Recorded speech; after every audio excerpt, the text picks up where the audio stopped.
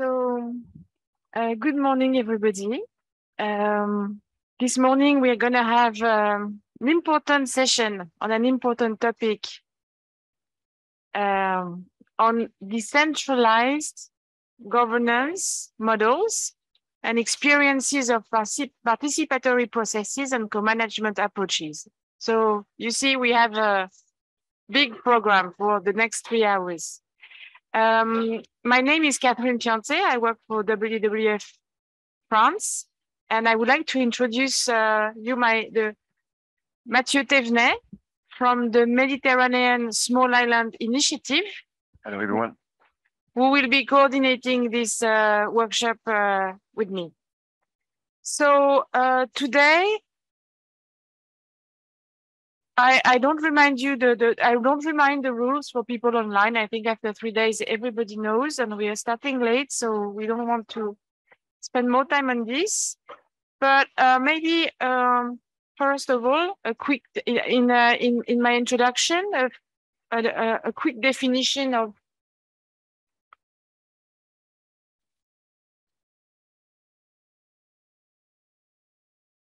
Ouais, je veux bien. Je fais the next slide. A definition of what is governance. So governance can range from institutions to unpersonal interaction, informal communication, informal processes. It's like it goes from something very formal to that is institutions to informal processes such as interpersonal, for instance, communication. And this set of rules, this set of institutions, this set of processes is going to govern the interactions between all the stakeholders and make the project work. So governance, in a nutshell, is absolutely really important. Tu peux aller à la slide suivante, Mathieu?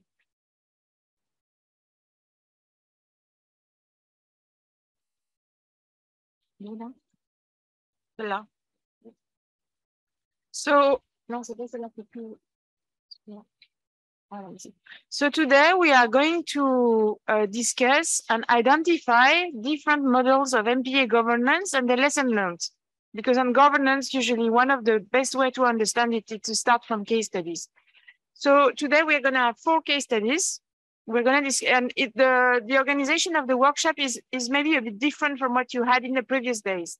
We're going to spend the first half of this morning on the first presentation, which is the interactions between marine protected areas and the land planning scheme that is around them. So we will have a first case study from Mr. Mara from Morocco on this and discuss what should be the relations between my MPA and the land planning scheme around it.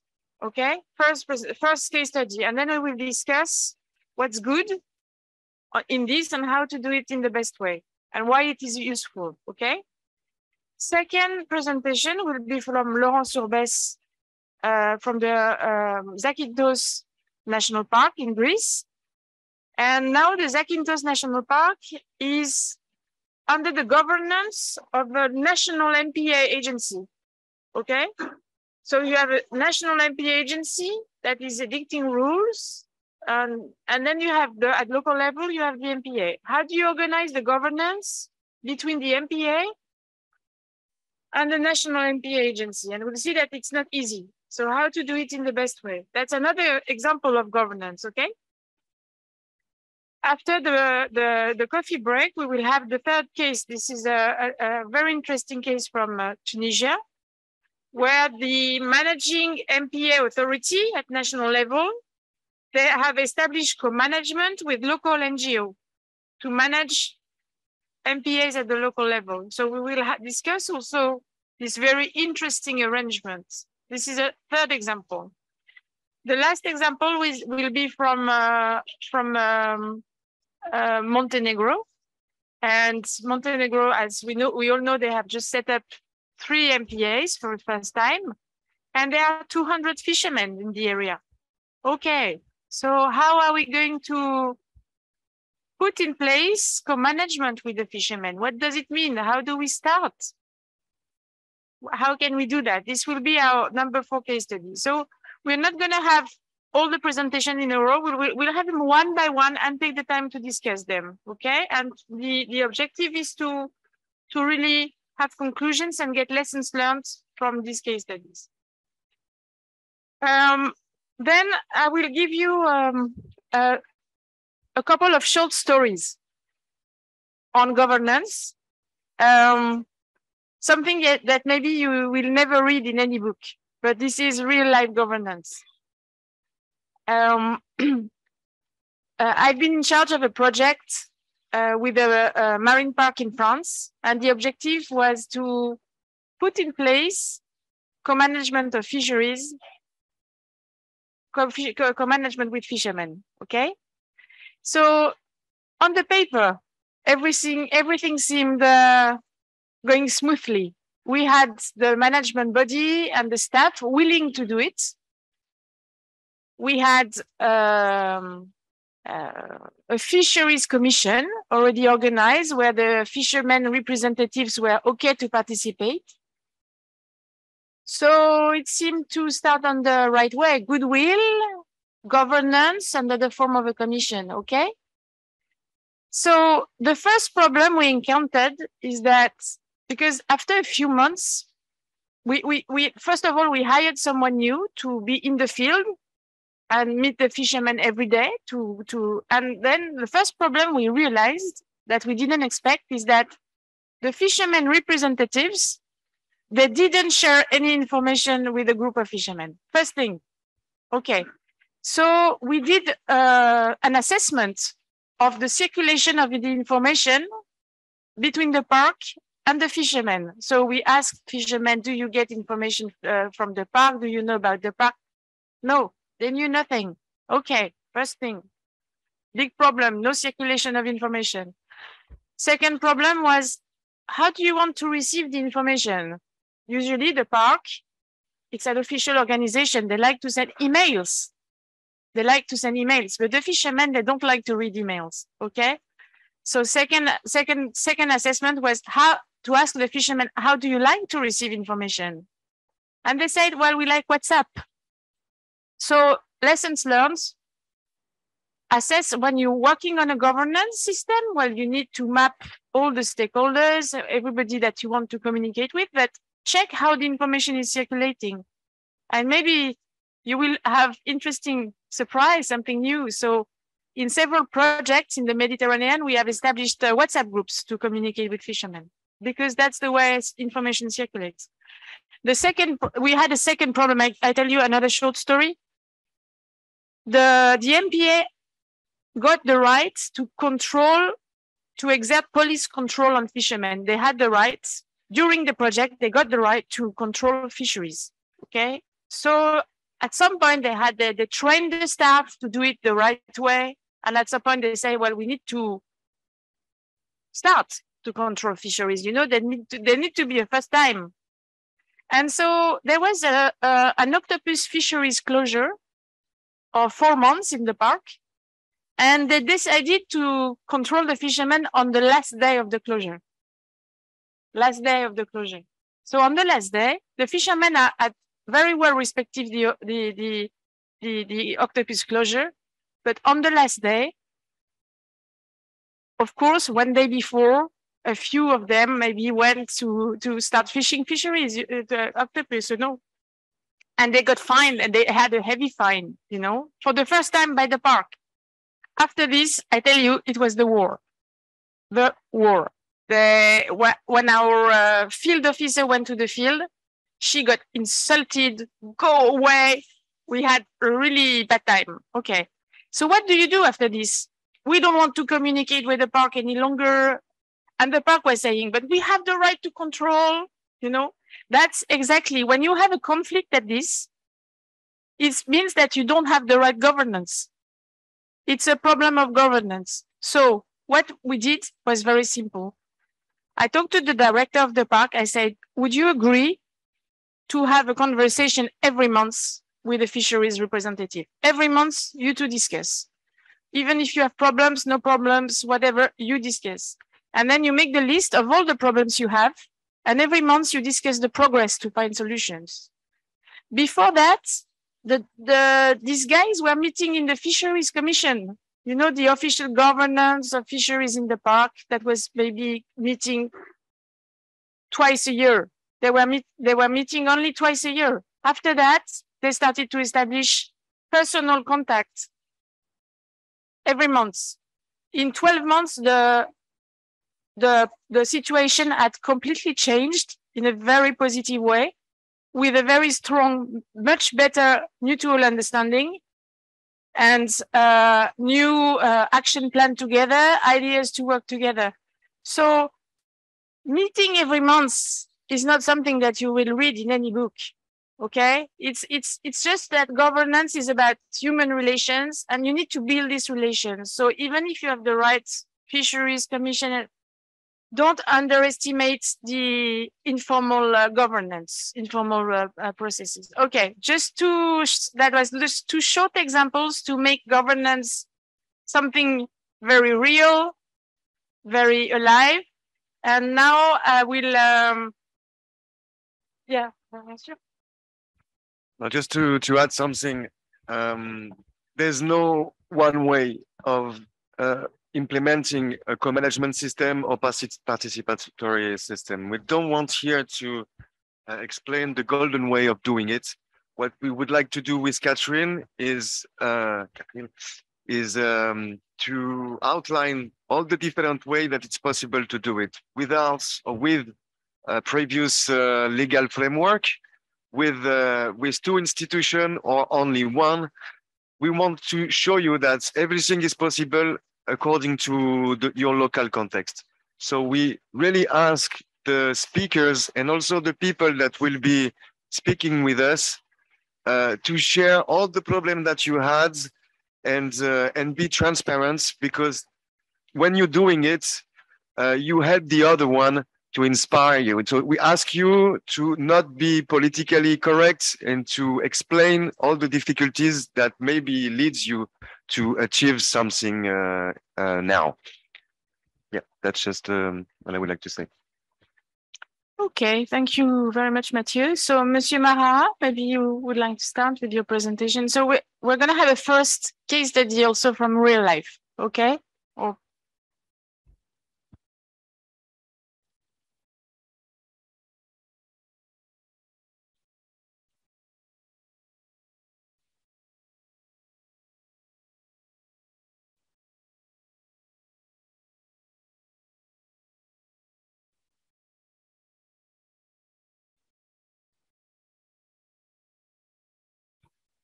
Thank you, Catherine. Thank you, Mathieu. I will speak in English because I prepared my presentation in English. It was thinking in French, but it is preparing in English. So my name is Marah Mustafa.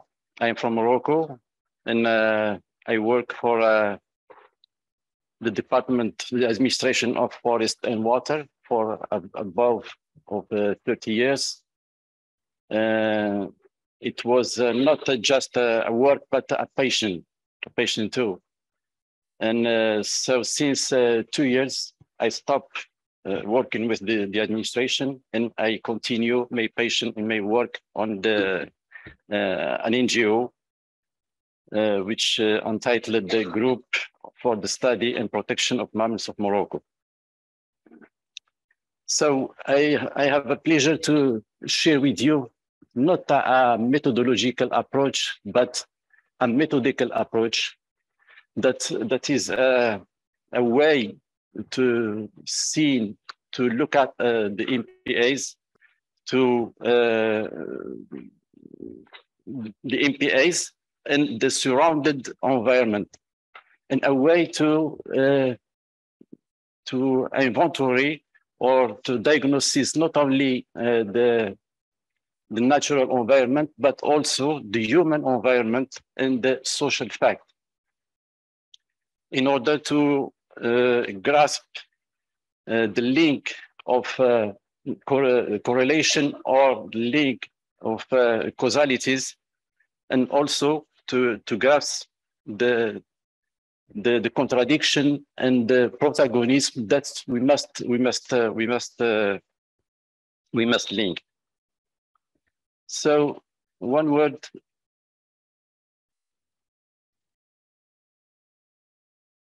Just a word of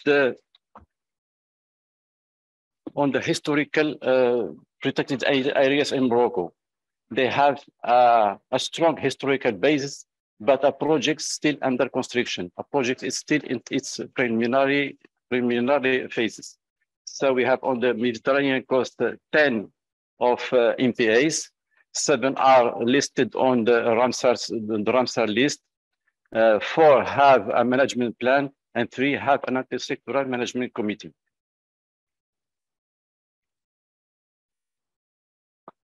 So the planning of the protected area has become old, and it's marked by the linearity and sectoriality. Because of this preparation of the planning was planned with a technical approach, a technocratic approach, without paying more attention to human environment, without studying the structure of the organization, the social organization, and their secular experiences. So it's the reason why we can see some of a lack in this planning, lack of consultation mechanisms, for example, lack of governance, and does not incorporate the new universal concepts and emerging issues. And it was of course a top-down logic. But now the context has changed, and the challenges have been renewed. It's why several reforms are open now in Morocco. First, on the institutional level, because we have a new agency, a national agency of forest and on water of forest, and on the level of the legislative, too, that we are. The law on the forestry and protected area are being drafted, and at the strategic level, because we have another strategic for the next decade, a reform on the territorial, because we are implemented an advanced regionalization, and its corollaries like decentralization and deconcentration. And we have a new development model that encourage the implementation of a network of protected area. All of these reforms, they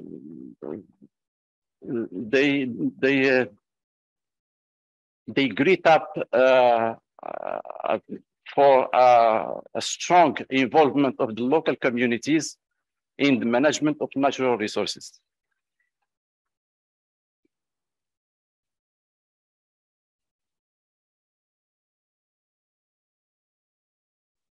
So our case study, our pilot site is Jebel Moussa. Jebel Moussa, as you know, as you can see on the map, is located at the Strait of Gibraltar, which is a nerve center for the international maritime transport. It's a combined site between terrestrial and marine with 75% of terrestrial. So it's why we have to consider the continuum of land and sea. There is some issues that have been encountered, like multi stakeholders with, of course, multiple perspective and expectation. There is a multi-uses. The area is not well articulated at the different level of the intervention. There is, of course, multiplicity of the institution and the overlapping of their prerogative. And the thing that is important is a lack of the users' engagement in sugar management. So what are the challenges? I will have four challenges. So the first one is how to reinvent and restructure the participatory approach. The second is how to develop a working method truly shared by the most appropriate actors and population and adapted to the local concept, the local context. The third is how to bridge the knowledge of experts and the profanes, the laymen. And the last one is how to get the protagonists agree when they disagree. It's a lot of challenges.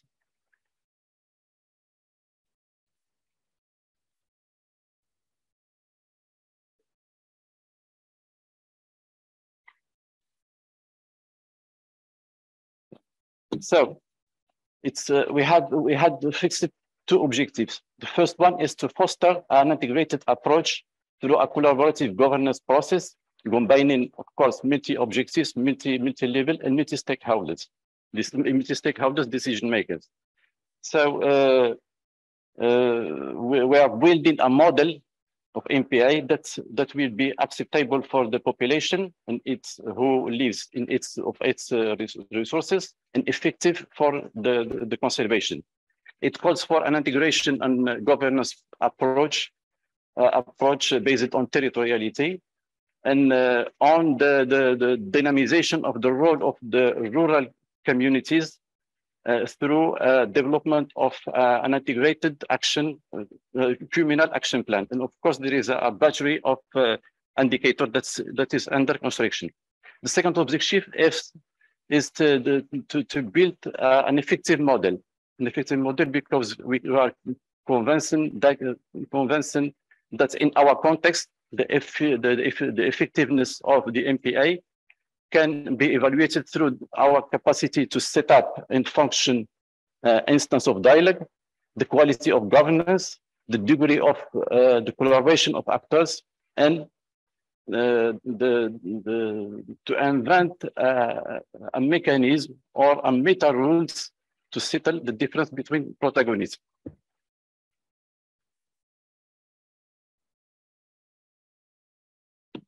So the project is built around three major axes.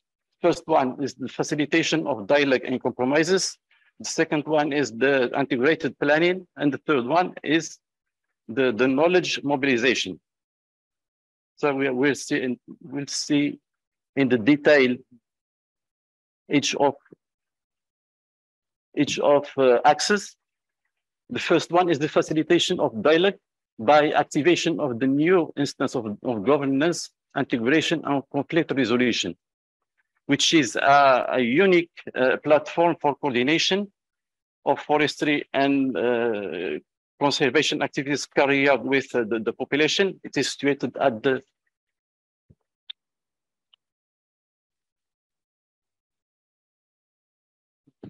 this level. Oh.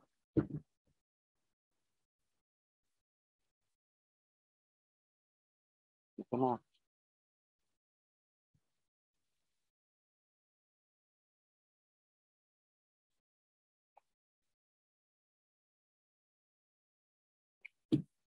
So it is situated at the communal level. It's a platform where we discuss and where we prepare the programs, the management plan, and then we submit them to the communal council at this level. At Communal Council of Forest and Marine Protected Areas for validation, and then we submit them to the communal deliberation at this level, which is for deliberation, which is a political act. And as Catherine said, we have to discuss together periodically, every month or every 2 months. We have to meet together and to discuss about the issues.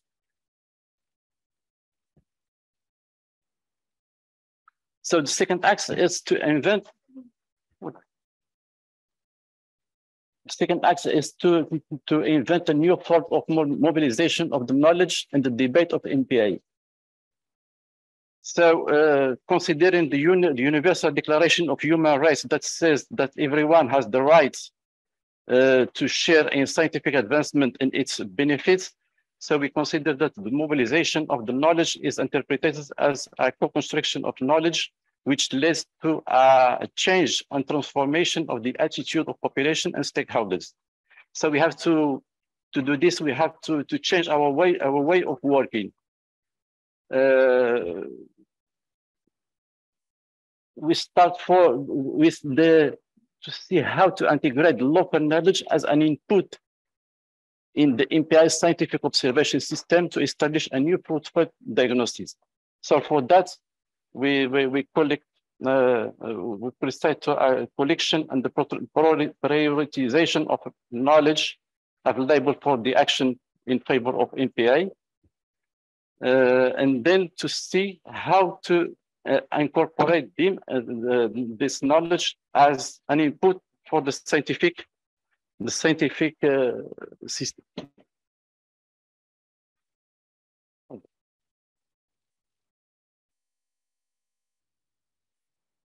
So what is the lessons?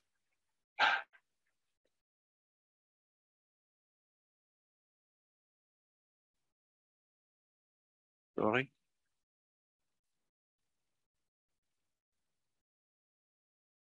So quickly, the lessons learned is that the formulation of MPI issues tend to summarize the issues of MPI to a scientific questions and a technical answers.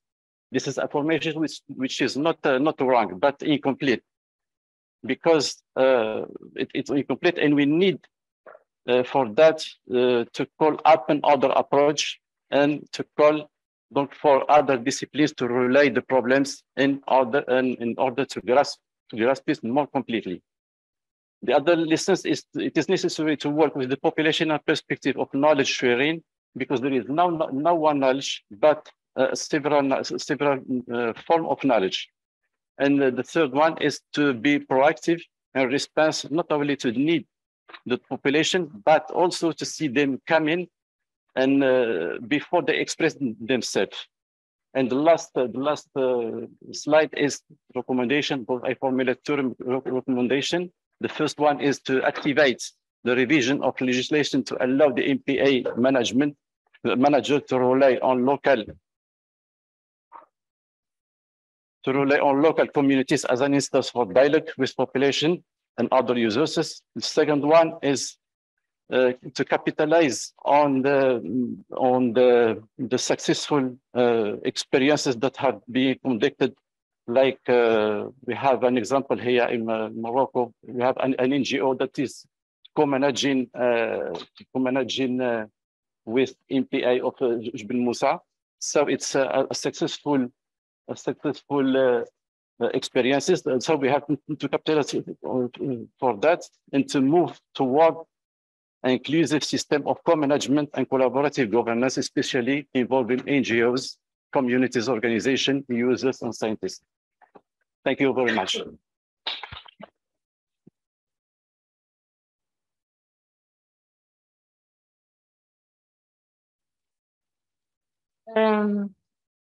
Thank you very much, Mr. Mara, for this presentation. So we have two interesting recommendations here. That is, the first one is to activate the legislation must allow MPA managers to really dialogue with local communities. We just don't want to do it. We need to have the right to do it. So this is about legislation and make this legislation available in all countries. And of course, co-management is something we know is working, because when we dialogue with all stakeholders, then we can manage to build the MPA. I would like to go back to an idea, I think very interesting idea that is not in your recommendations, but I think it's very interesting. Ah, okay. It's, you have the idea to integrate the MPA in communal planning. So it means integrate the MPA in the plan of the local city. So this is, I think, a very interesting idea we could discuss to have a recommendation, is that usually you have the MPA and around it you have a system of land planning. You have other plans. Maybe you have the local city plan, then you have the regional plan. Then, of course, you have also national planning for different aspects. Maybe at sea, you're going to have some fisheries policy. Okay. So the idea here that is very interesting is, I think it's really a good idea that your MPA is taken in consideration in other plans. So, for instance, I take an example. I live in Marseille, and I work with the Calanque National Park. So the Calanque National Park is very close to the city. Actually, there's the city, 1 million people, and the park. So many problems, okay? So we have integrated both. So it means that in the plan, the urban plan of the city, some parts of the national parks are considered. So we've integrated the two plans. And also we have integrated the governance. So it means that in the board of the MPA, we have a representative of the local city coming and saying, okay, so to make sure he's going to understand all the management objectives and the management activities.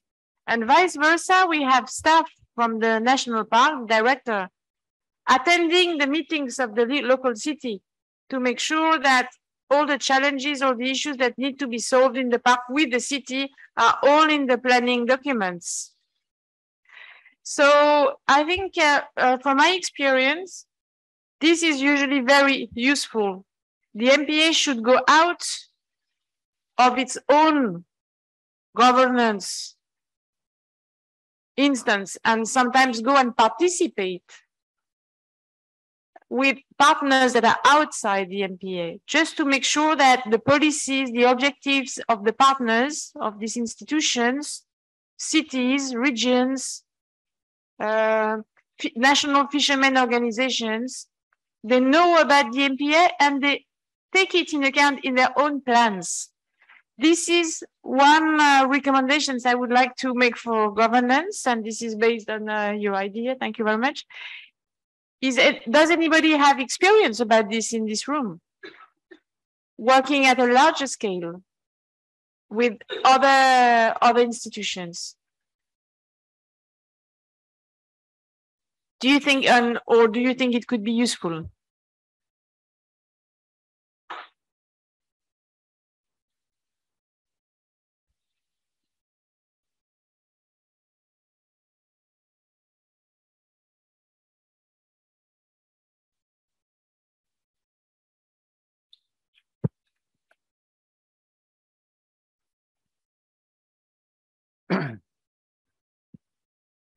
Bonjour, Najia Fatine, chargée du programme de cogestion de l'ANP de Jebel Moussa.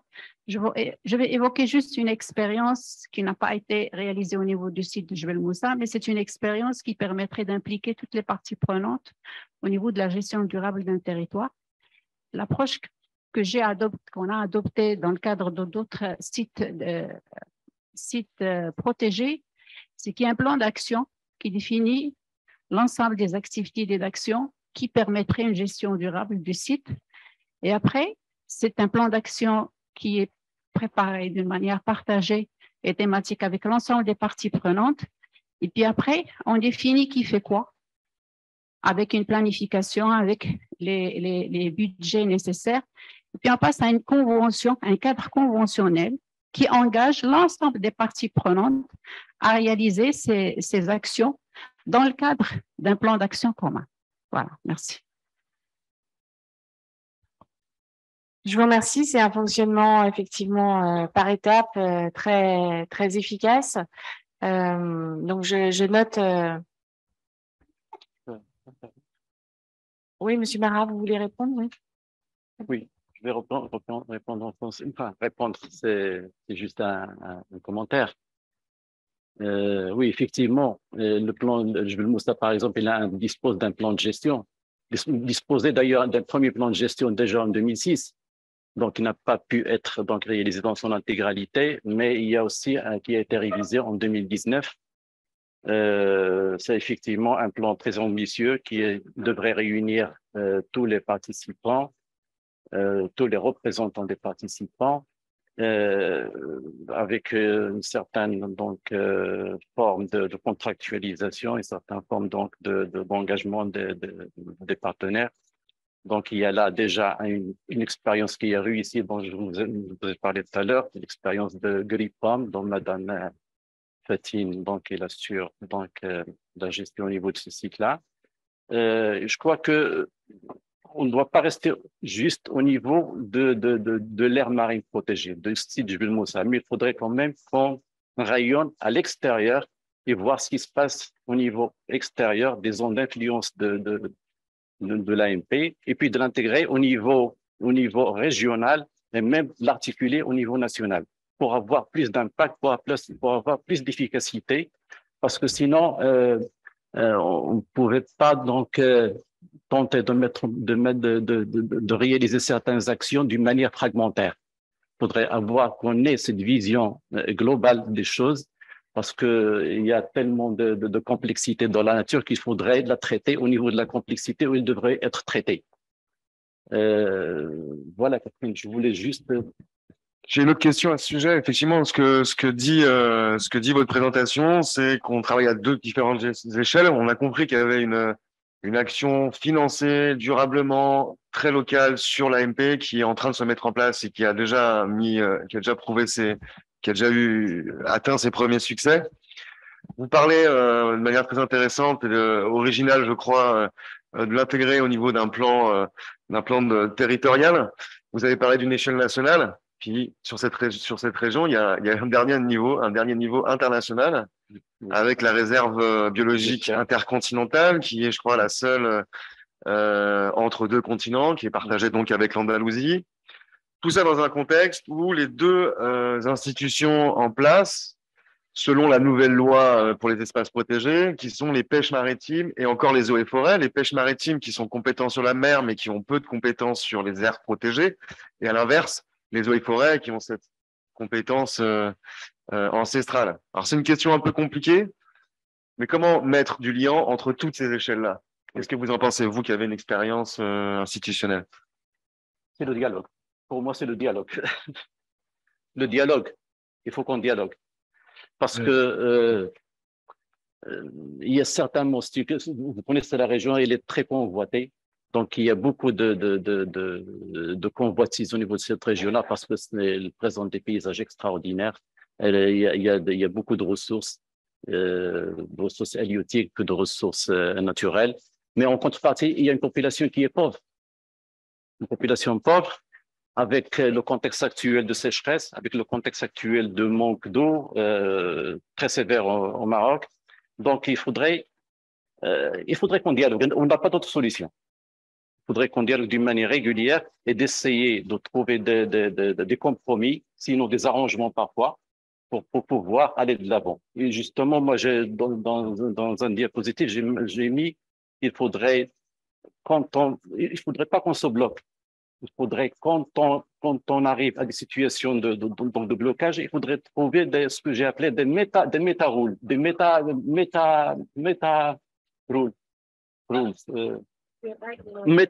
voilà, des méta-règles. C'est-à-dire comment se mettre d'accord quand on n'est pas d'accord. Trouver des compromis ou des arrangements de telle manière à aller de l'avant, de telle manière à ne pas rester bloqué et continuer le travail. Mais sinon, moi, j'insiste beaucoup sur le dialogue et sur les compromis.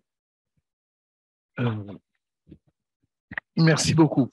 Moi, j'aurais voulu mentionner quand même un exemple qui est tout à fait intéressant. C'est l'exemple au Sénégal de la direction des aires marines communautaires protégées. Il y a une direction des parcs nationaux au Sénégal, mais il y a une direction des aires marines communautaires protégées qui a été créée il n'y a pas très longtemps, quelques années, quand même une dizaine d'années, qui regroupe aujourd'hui 16 aires marines communautaires. La particularité et l'objectif, c'est de combiner la légalité et la légitimité. Absolument. C'est-à-dire que les communautés, avec les instances de gouvernement local, les collectivités, etc., dans certains cas, finissent par comprendre l'intérêt de mettre en place des mesures de protection sur un espace déterminé. Ils adressent une requête au gouvernement qui évalue le dossier et qui, le cas échéant, lance une étude pour désigner un espace en aire marine communautaire protégée. Ça fonctionne avec des instances issues du gouvernement, de l'État, un conservateur, du staff, etc., donc comme toute aire marine protégée. Mais il y a un comité de gestion qui est extrêmement actif et qui est pratiquement prédominant dans les prises de décision. Bien sûr, parfois il y a discussion, mais finalement, à l'arrivée, on obtient un modèle qui donc part de la base, d'une volonté des populations et des communautés qui souvent consiste à se réapproprier leur patrimoine de manière à ne pas être spoliées. Elles viennent quelque part chercher la protection de l'État, entre guillemets. Et c'est intéressant parce que d'abord, ça fonctionne très bien. Moi, je travaille dans le cadre du programme Ocean Governance. On travaille un peu partout, en Amérique du Sud, en Afrique, dans l'océan Indien et autres. Mais on travaille avec un outil d'évaluation de la résilience et on s'est aperçu que ces aires protégées, réellement, sont beaucoup plus résilientes que les autres. Pourquoi? Parce qu'il y a un commitment, il y a un engagement des populations. Par ailleurs, ce modèle permet de résoudre la question multi-échelle que vous avez mentionnée, parce qu'il s'agit d'une direction nationale, donc qui est sous l'égide du ministère de l'Environnement, et donc le directeur national de cette direction est en contact avec ses homologues, avec son ministre, etc. Et ça permet, notamment au niveau des pêches, et ça permet notamment, prenons le cas des pêches, c'est intéressant, parce que là, on a un dialogue interinstitutionnel entre l'environnement et les pêches, mais sur le terrain, vous savez que les syndicats de pêcheurs sont quand même généralement assez représentatifs et assez solides, surtout au Sénégal, qui est un pays où la pêche est importante, comme le Maroc d'ailleurs. Et donc, localement, ils ont également voix au chapitre dans la décision locale, puisqu'ils représentent des intérêts économiques, une population nombreuse et autres. Et donc, là aussi, on a le moyen d'agir à deux niveaux, simultanément et de manière combinée. Donc voilà, je voulais mentionner cet exemple parce que il n'y en a pas beaucoup comme ça et ça fonctionne vraiment très bien jusqu'à maintenant. Oui, je vous remercie. Je vous remercie pour votre commentaire qui est fort intéressant. Je suis au courant un petit peu de ce qui se passe au niveau du Sénégal. J'ai eu des échos à propos de votre expérience. C'est très intéressant, comme vous dites. La particularité, je ne sais pas, est-ce que c'est la même chose par rapport au Maroc aussi, concernant la légitimité, parce que je crois que c'est fondamental pour asseoir donc une confiance mutuelle entre l'administration et entre la population.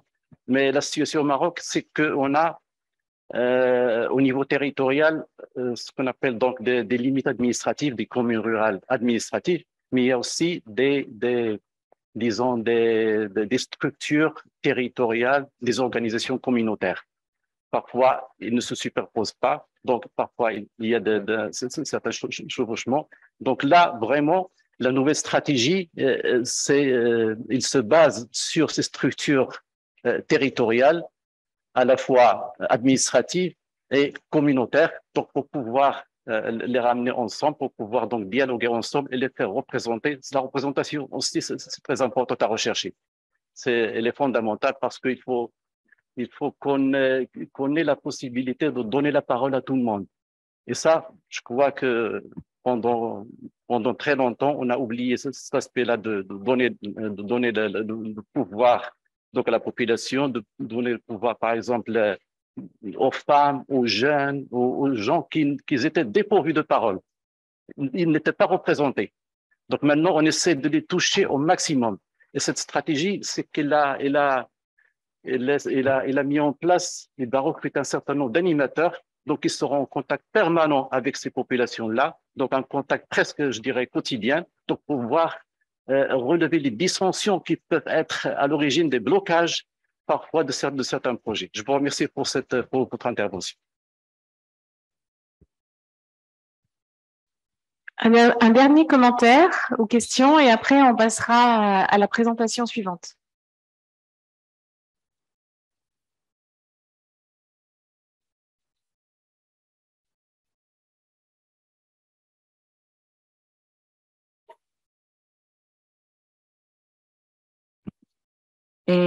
I just like to highlight one of the points you mentioned in your presentation about the adjusting the legal framework. So adjusting regulations are a really important portion of this governance process. I just wanted to share you experience from an MPA in Colombia, where the process of building a bottom-up MPA was very successful until the point that it get to the agreements with the fisheries authorities, which are on different departments. So we have to go all the way through the fisheries office and get them accept all the local agreements about fisheries and overall. With in the long term, it takes time, but resulting actually in modifying the entire legal framework for the country, because it ended up in doing recognition for a minority that is living in those islands, a special right to access to fishery resources. And then for locally, maybe coincidence, that was the basis for one of the international disputes between maritime boundaries between Colombia and Nicaragua. Thank you. Thank you very much for this interesting feedback. And now I would like to give the floor to Mr. Laurent Sourbès for the next presentation. Thank you very much, Mr. Marat. Thank you.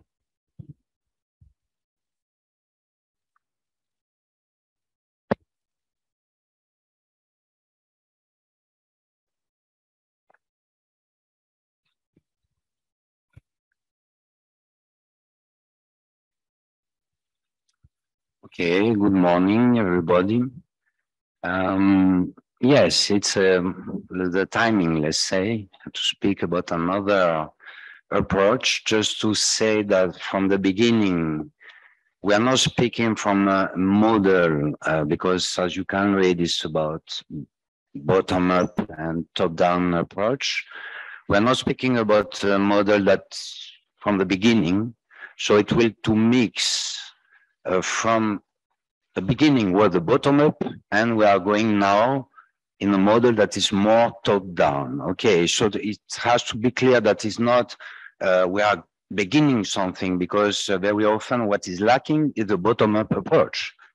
We know that for the management of MPAs. So in this case, regarding Greece,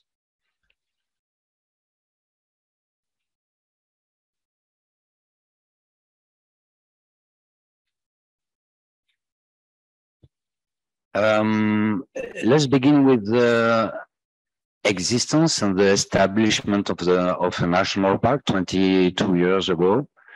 So in the beginning, it was based on, let's say, really bottom-up approach with the management body and management board at the local, regional, and national level with different representatives, and a lot of quite a lot of competences, and the legal framework quite strong. So a lot of problems in order to implement, because the National Park of Zakynthos is, you know, maybe is focused on the conservation and protection of nesting habitat for loggerhead sea turtles, not only, but it was the reason of the establishment. It's a very important nesting area at the Mediterranean level. So at the same time, we have a very high level of development and more than 1 million visitors.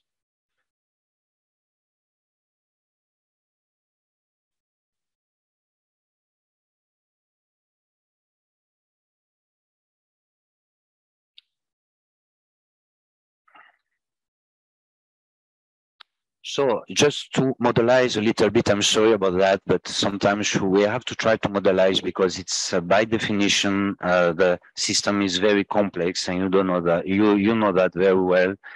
So the idea, it was to have a management agency with not the only one in Greece, and they were at least 28 some months ago.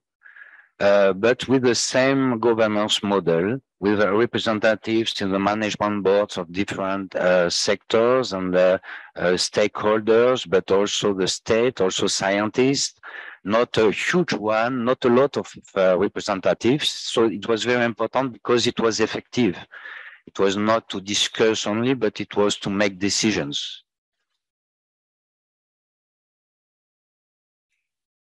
And now,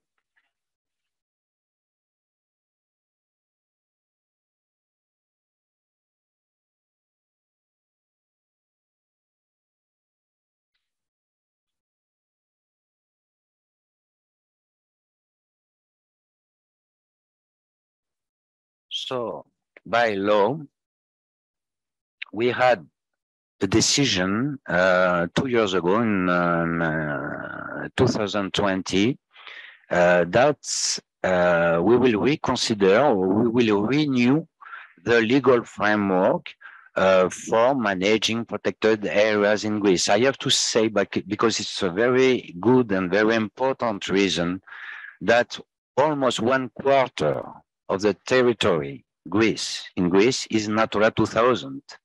And the waters and the internal waters, that's almost, it's about 17–18%. So there are huge areas, protected areas in Greece. So that's why the idea was to reconsider the governance model. And the governance model is based, as you can see, it becomes by definition also more complicated than the previous model, because there are different levels and there are different, also what is changing is, you know, there are two levels, let's say, the decision and the consultancy. And at one level, when there is about decision one level, it makes things for sure easier, maybe not right, maybe wrong, I don't know, but it's more easy to make decision. When you have a lot of level of decisions, and in this model, you don't have all the other, you have it, local, regional, and national services. That is another story. So you have to combine every level, but you can see that here, regarding the decisions that are in blue, if you want, in green, sorry, you have a centralized system.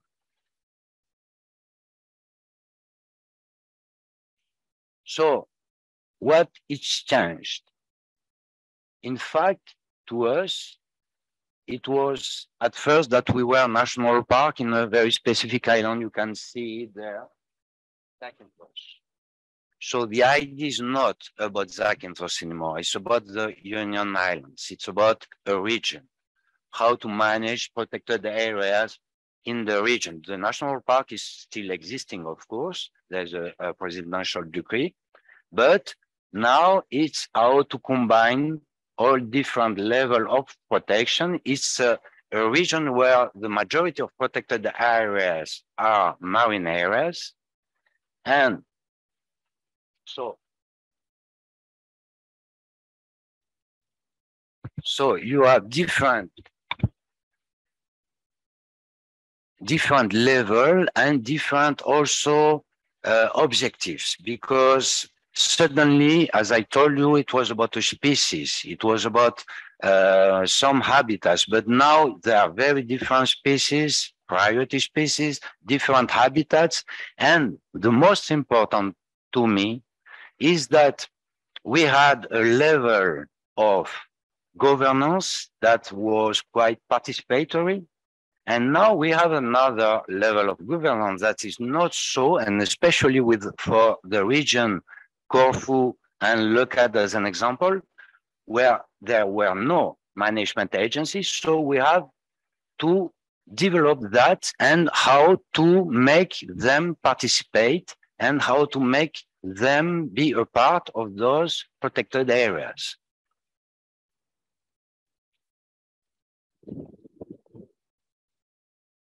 So the idea, in fact, was to have a common approach, because it was maybe also a problem in Greece. It was that different management agencies had their approach and not at the national level. So it was a need because of the objective of conservation in Natura 2000. They are quite well defined anymore.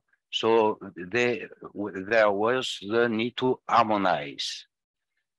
And also, it's important to mention that the idea to be more cost effective and to be more efficient. So there, you know, we can say it's good, it's bad, it's not the point. The point is it's a different approach. There are some new objectives, and this one is important also to be more cost effective, because it's a reality. Everything has a cost. Everything has a you need to work on that. You have also to prove that you reached your objectives. You have also to be effective. So there are a lot of constraints, and someday somebody will tell you that maybe this is the new model of government. So I believe what you have to do in such a case is to try to adapt.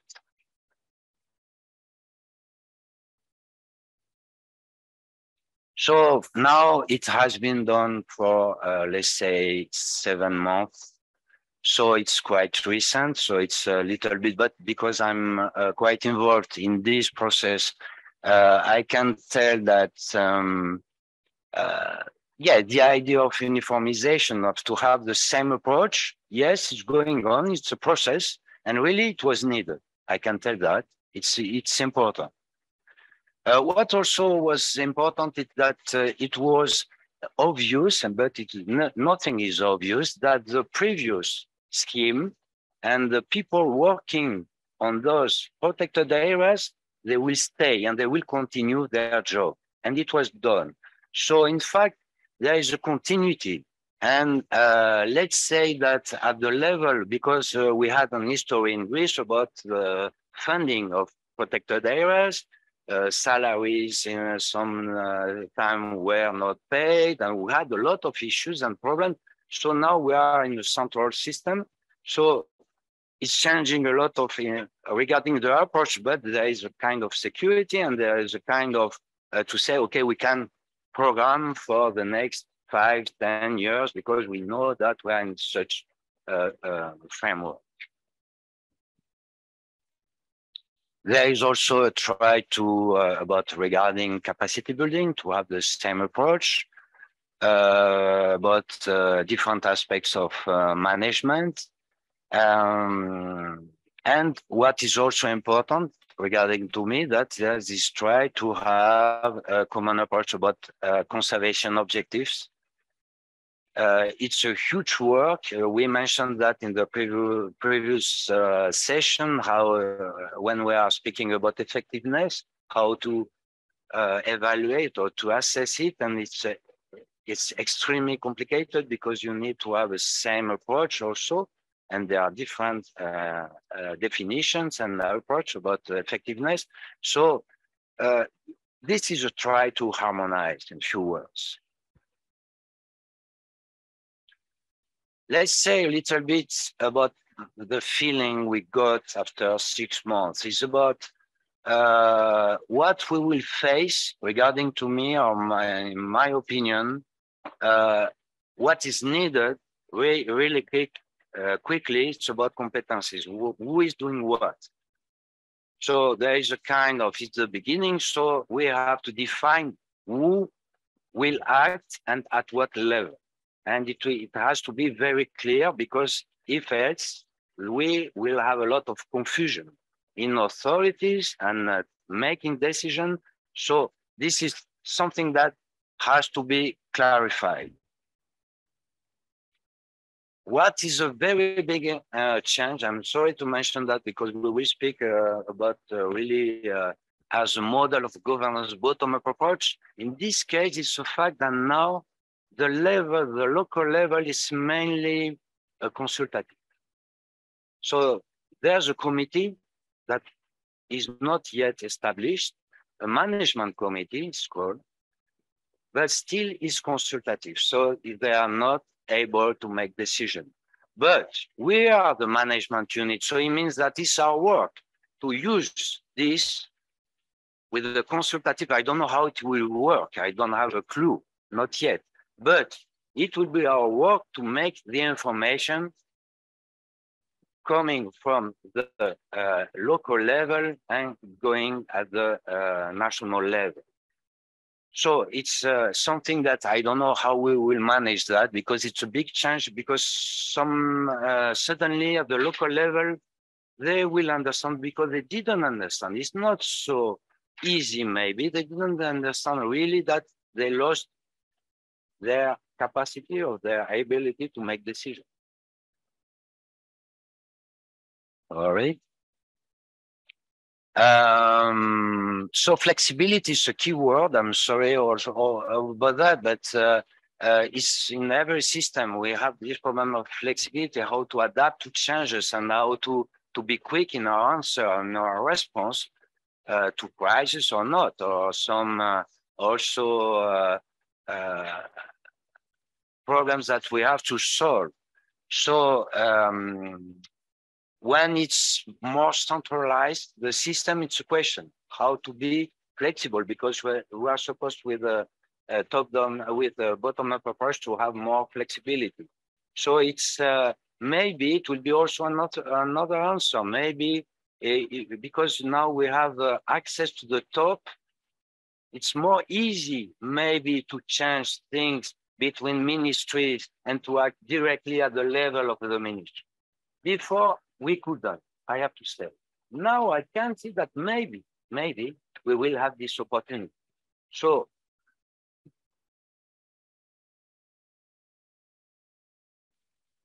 and at the end, one rule that is always, I believe, after 20 years of experience that is relevant is that in any case, you make the decision or not, the consultation is crucial. That is by experience something that has to continue. We are in the phases now to have management plans for all the Greece Natura 2000 areas. There is this open consultation, so we have to work on it and to find time to work on it, because they are very complicated documents, even for us. So you need time and you need to consult and you need to discuss if it's our system as it is now, it will be extremely complicated to implement. So the phase is now where we are in Greece about management plans, environmental studies that will cover all Natura 2000 is crucial. The phases of consultation to give time and really to make sure that local levels are involved. So my recommendations are regarding the same level about the competencies and responsibilities. I'll get another approach about stakeholders, because we were really close to them. So now we will be close, but our relation will be different. So we consider how to make it working. So flexibility also, and also, yes, maybe it's the final message is about knowledge. That we need this knowledge. It's very important to make people understand what we are doing, and also to understand what they are speaking, people, local communities. And this is something that through knowledge, I believe we can see by chance that, yes, there is a problem of governance, but if you, through knowledge, if you give the information to people, you make them be a part of this concept of conservation, you can solve a lot of problems. And the model of maybe of governance is not so important anymore, because they will participate, they will be a part, and this is crucial in order to be efficient. Thank you.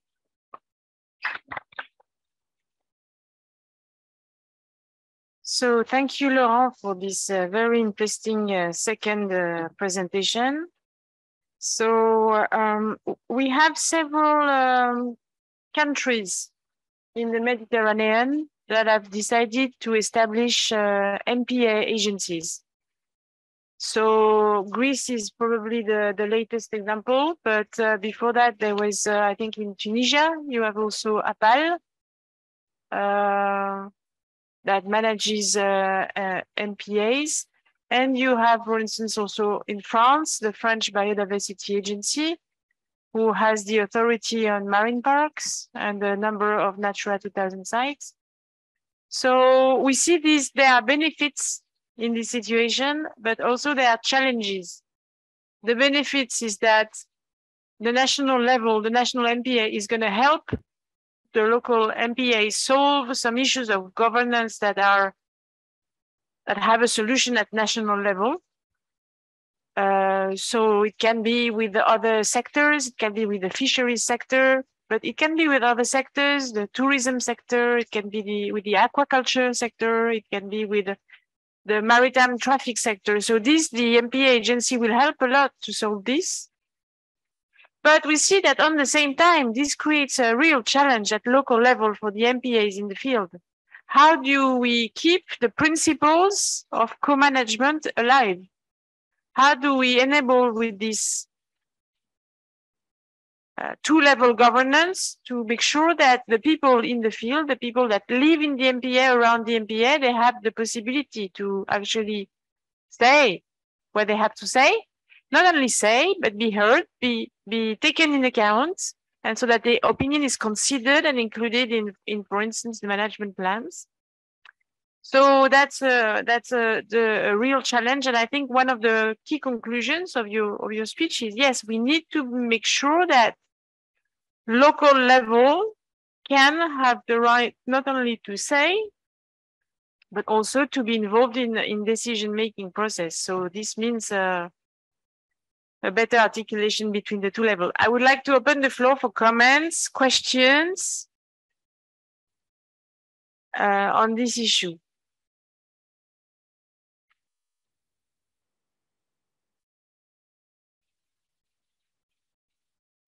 Thank you for your interesting presentation. I would like to ask, do you see any other possibilities beside the co-management to involve the other, the local people in the MPA in order to get them on your side in protection?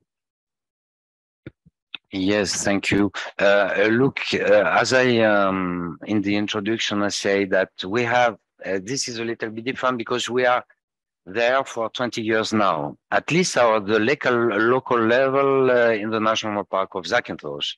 So it means that for a while, at least, we are sure that there is this communication with local stakeholders and the different level at the local level. But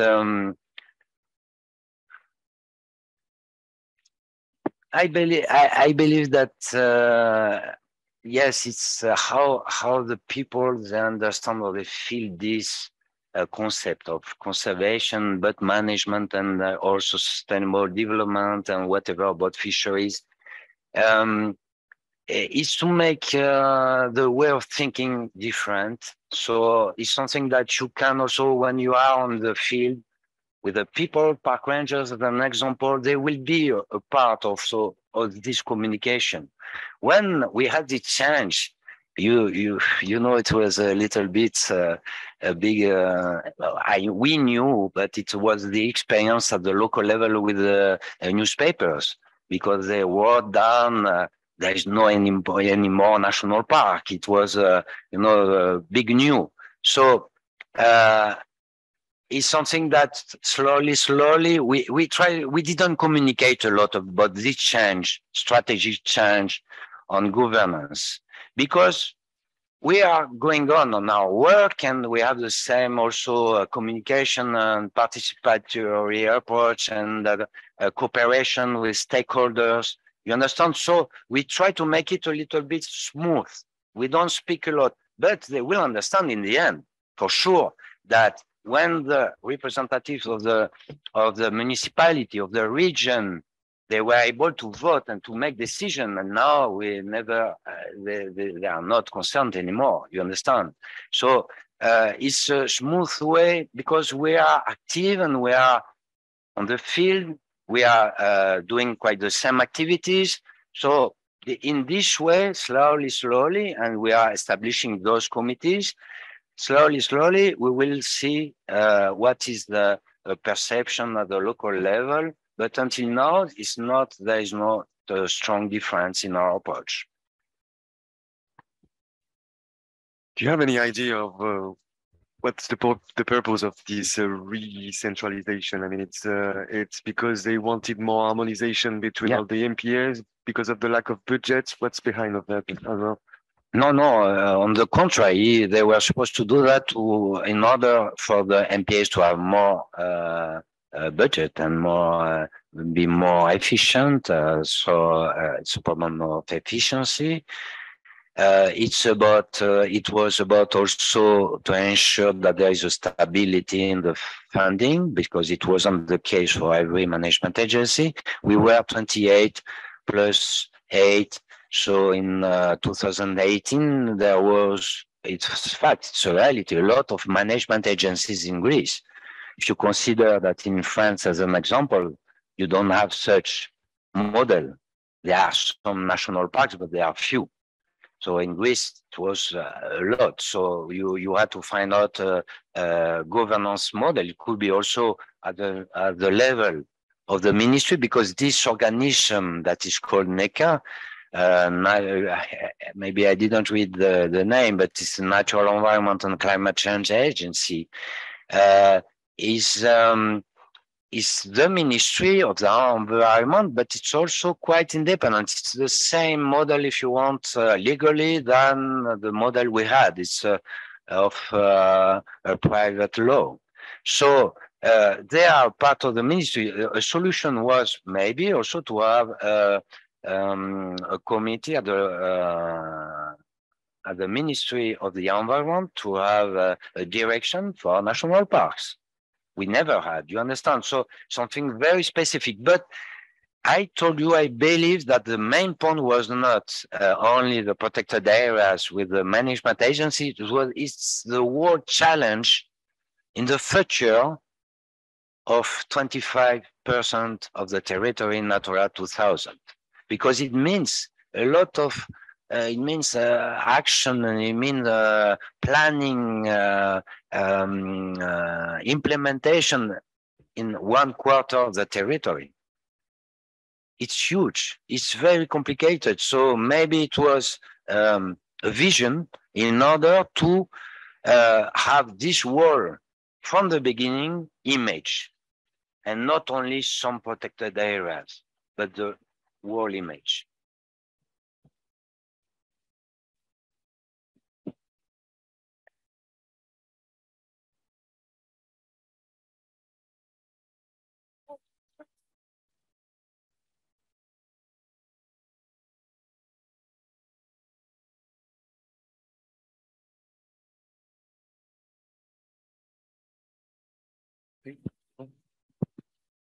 Je voulais juste faire un petit commentaire par rapport à ce que vous avez donc évoqué comme problème d'articulation de l'AMP par rapport à différents niveaux niveau national, niveau régional, etc. Et ça rejoint d'ailleurs la question tout à l'heure de M. Mathieu à propos du cas du Maroc. J'avais donc évoqué le mode opératoire, comment faire, c'est-à-dire le dialogue, mais sur le plan institutionnel, nous avons pour le cas du Maroc une instance au niveau national et une instance au niveau local. Et dans la dernière stratégie, on a rajouté 2 autres niveaux. Un autre niveau au niveau régional et un autre niveau au niveau vraiment local par rapport à la commune rurale. Et là, ce sont des instances donc, de dialogue. Ça permet de remonter l'information, ça permet d'articuler ce qui se passe local par rapport au national. Voilà, merci. Yeah. Yeah, this is a key issue for me. It's how to articulate, how to make the information going down, going up, and how also, in the end, to make a decision, but the right decision. So it's complicated, it's complex, it's very complex, but we have maybe to improve this, how the different levels are communicating between them. It's very important. In my understanding, it seems that the main problem is that you need to keep some decision making power at local level. Yeah. That's really important. And maybe that's a recommendation we can make. There should be some decision making power at local level in the MPAs. In any case, otherwise, it's very difficult to function. I see you have a question. Would you like to take the floor? Yeah, thank you. Laurent repeated to us that probably the government was quite concerned in Greece that 25% of the coastal waters for the territorial waters are under Habitats Directive. So in my mind, sometimes I wonder what we really mean when we say protected, because there are different levels of protection. We have Natura 2000 sites where the obligation of the states are to protect the specific, very specific habitats and species. Sometimes in protected areas, there is no fishing protection, there is no fishing prohibition. Do we have demarcation? Do we have patrolling? Do we have effective protection of the reserve? We have marine reserves. We have protected areas under specific national legislation. So there are so many models, and sometimes I feel that we get, of course, here in this forum, we are trying to harmonize different regulations, different conventions that they deal with protection. So I would like to see somehow from MedPAN a technical guide maybe to be presented, to be agreed, that gives us a guiding principle, whatever you can call it, it doesn't matter. What good practices an effective protected area should have in order to, so we have somehow to, there is a lot of experience among the Mediterranean countries. Yeah, we have countries with more than 40 years of protection of specific areas. There are some newcomers in this scenario. So I have a feeling that somehow we have to have a common technical information about protection. We have spoken a lot these days about citizen science. How can we apply citizen science if there are no facilities for anchoring, if there is fishing activity in that area? So for every one of us, there are different standards in Africa, different standards among the European countries. Yeah, thank you.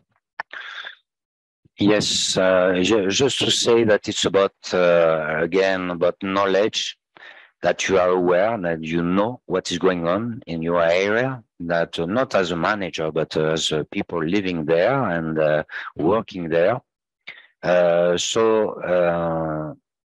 Yes, everything is based on that. There is no one approach. There is no, guidelines is complicated because it depends on the context. And as I mentioned in the beginning, this is very specific context because we had also the chance to have more than 20 years of experience about the bottom-up approach. So we can maybe combine both top-down and bottom-up because we had this experience. If there is no from the beginning, you understand that the concept and the solution you will bring are different. So there is no one answer. There is no one, it's like effectiveness. There is no one answer. So it's something that you have to not to keep in mind. What are the objectives? So Natura 2000 is an objective. Really, there are conservation objectives. They are defined, and you try to keep in line with this and to make also the stakeholders understand that it's a part of their life and their future life, because it's not only governance, it's about local societies. It's about the society because they are visitors, so they are tourists, so they are visiting, so they are learning, and they are bringing back, when they come back to their town or city, big city, they are bringing back a small part of knowledge. This is also important. You understand? Okay. We have an online comment que je vais vous lire, c'est en français. C'est Madame Assina Benamar du Parc national du Goraya. Elle nous dit, au Parc national du Goraya en Algérie, l'AMP qui est située entièrement dans la commune de Béjaïa est en cours de création aussi pour le parc de Taza dans le cadre du projet Cogito. Nous avons organisé un atelier pour l'élaboration d'un modèle de gouvernance pour Goraya et Taza où nous avons impliqué les autorités locales, la société civile, les pouvoirs publics, la communauté scientifique et les médias. Et aussi dans le comité du pilotage et le comité d'appui à la gestion de l'AMP, nous avons impliqué toutes les autorités locales et tous les acteurs impliqués dans la gestion. Ok, très bien. We need to close this first part of the workshop. For the person who asked for technical guidelines, just wanted to tell you there is already some technical guideline available on the MedPAN. So maybe you can come see me and I will send you the information. Here I have a number of technical guidelines on the interactions between MPAs and economic sectors. So we have, of course, fishermen, we have aquaculture, we have maritime traffic, we have cruise sector, all the interactions between the MPAs, and we have case studies and best practice from all over the Mediterranean in those guides. So this is this you can find in the MedPAN website, but if you want to know more, you can come and to see me. And maybe Carol, as a conclusion, maybe we could have a plan. I don't know if it's available yet, but we could have a review, a kind of technical guidebook in the future in MedPAN on governance, not theoretical, but based on many case studies with what works, what doesn't work, and then at the end of some recommendations. I think this could be a nice Yes, really to have in the future. I insist on that, Catherine. I believe that it should be examples. Yeah, in this case, not guidelines, because there are examples, and you will take for yourself what is your case, and you will use it as examples, because the context is so different from one country to the other and from one place to the other.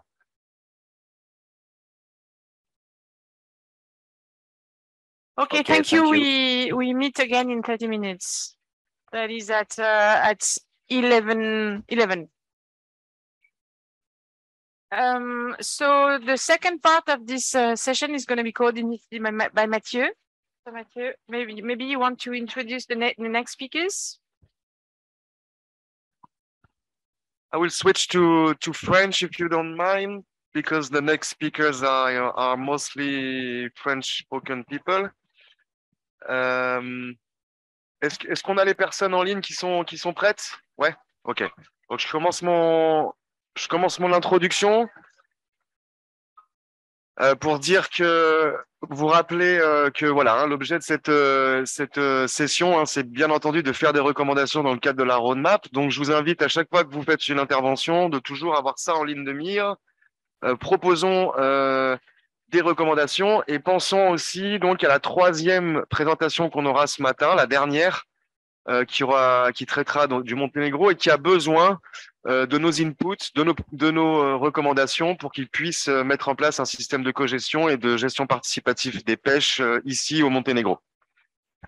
Donc on va parler immédiatement de deux cas en Tunisie que les PIM connaissent bien puisqu'ils ont été intégrés à différents niveaux auprès des partenaires institutionnels que sont l'APAL, l'Agence pour la protection et l'aménagement du littoral, et ainsi avec leurs co-gestionnaires associatifs sur les 4 R dont on va parler aujourd'hui. Juste un petit rappel de manière générale, voilà, ces systèmes de co-gestion, on les voit quand ils sont terminés, quand ils sont mis en place. On en parle quand ils fonctionnent. Dans certains cas, ces systèmes ont mis 10, 20, 30 ans à se mettre en place. Donc, je vous invite à avoir ça en tête. Ce n'est pas parce que la première, la deuxième ou la troisième année ne fonctionne pas que ça ne fonctionnera pas à terme. Il faut réajuster et se rappeler que ce sont des processus longs. On est sur une échelle de temps à plus 5 ans, plus 10 ans. Heureusement, sur les cas dont on va parler aujourd'hui, on bénéficie d'un appui qui permet de réfléchir à ce pas de temps-là, qui permet de réfléchir à plus 5 ans, plus 10 ans grâce à l'appui du MedPAN. Sans plus tarder, je donne donc la parole à notre première intervenante, une présentation qui a été formalisée par Samia Boufares, la directrice des aires marines protégées de Tunisie, et qui sera présentée, mince, j'ai oublié, par Marwa Douma, excusez-moi, sa collègue impliquée sur l'un des sites. Marwa, si tu nous entends, c'est bien toi, j'espère, hein, qui présente. I give you the floor, tu peux commencer. Merci Mathieu. Oui, bonjour. Donc, Samia, malheureusement, elle n'a pas pu vous joindre en ligne pour faire sa présentation. Donc, moi, je vais essayer de un peu présenter le cadre réglementaire de la création des aires marines et côtières protégées en Tunisie.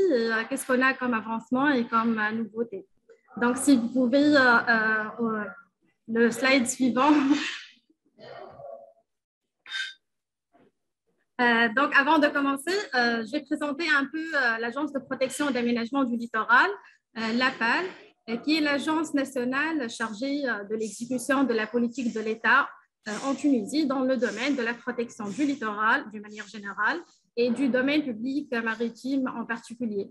Donc, l'APAL, elle est créée depuis 1995 et c'est elle qui effectue la gestion directe du domaine du littoral et elle peut faire ou bien assurer cette gestion d'une manière d'engager par exemple une association ou bien d'engager un transfert à des particuliers, établissements publics ou privés, mais tout cela il doit être dans le cadre d'un accord fixant donc la contrepartie financière et sur la base d'un cahier de charges qui fixe les usages, les modes de gestion, de préservation et les travaux autorisés qui contribuent obligatoirement à la réalisation des objectifs de l'agence. Le slide suivant. Donc, la création d'aires marines et côtières protégées en Tunisie, on a réfléchi à ça depuis donc, 1998 au cours du conseil ministériel restreint et aussi réaffirmé en 2000 par le conseil interministériel. Donc, l'Agence de protection d'aménagement du littoral, depuis sa création, elle a été chargée de la création de ces aires marines et côtières protégées en tant qu'outil pour la gestion, la conservation de ces écosystèmes. Donc, juste pourquoi sont créées les aires marines et côtières protégées? Tout le monde, on sait qu'ils sont créés pour préserver des écosystèmes et des habitats marins et côtiers, protéger les habitats menacés de disparition dans leur aire de répartition naturelle, préserver des sites présentant une importance particulière en raison de leur intérêt scientifique, esthétique, instructif ou créatif ou éducatif. Aussi, la création d'AMCP, elle permet de protéger les espèces endémiques, vulnérables ou rares, menacées à l'échelle nationale ou méditerranéenne. et de conserver les écosystèmes fragiles d'une manière générale. Donc, à ce jour, on peut dire que le cadre juridique pour le cas de la Tunisie est amélioré. Il est amélioré par la création déjà de la loi qui est relative aux aires marines et côtières protégées. Cette loi, elle est créée en 2009. Qu'est-ce qu'on peut trouver dans cette loi? Cette loi, on trouve comment sont créées ces AMCP. Donc, les aires marines et côtières protégées, pour le cas de la Tunisie, ils sont gérés et on effectue la gestion avant même leur création officielle. Donc, pour créer une aire marine et côtière protégée officiellement, c'est-à-dire qu'elle soit décrétée, il faut passer bien sûr par plusieurs études scientifiques, que la PAL a beaucoup travaillé là-dessus depuis les années 2000. Il faut que le site ait un plan de gestion actualisé. Et pour le processus réglementaire, il faut passer par une enquête publique conformément au décret d'application de la loi 2009 qui sont parus en 2017. Donc, l'élaboration des plans de gestion, il est suivi par une commission multidisciplinaire par site. La gestion, comme on vient de le dire, elle est attribuée à la PAL, mais qui peut la partager sous différentes formes, comme je viens d'exposer. Et on trouve aussi au niveau de cette loi le régime de protection, quelles sont les activités autorisées, interdites ou bien soumises à des restrictions ou bien à des autorisations préalables. Et on trouve aussi les dispositions pénales qui sont les agents habilités à faire les amendes et quelles sont les conséquences de ces infractions. Le diapo suivant.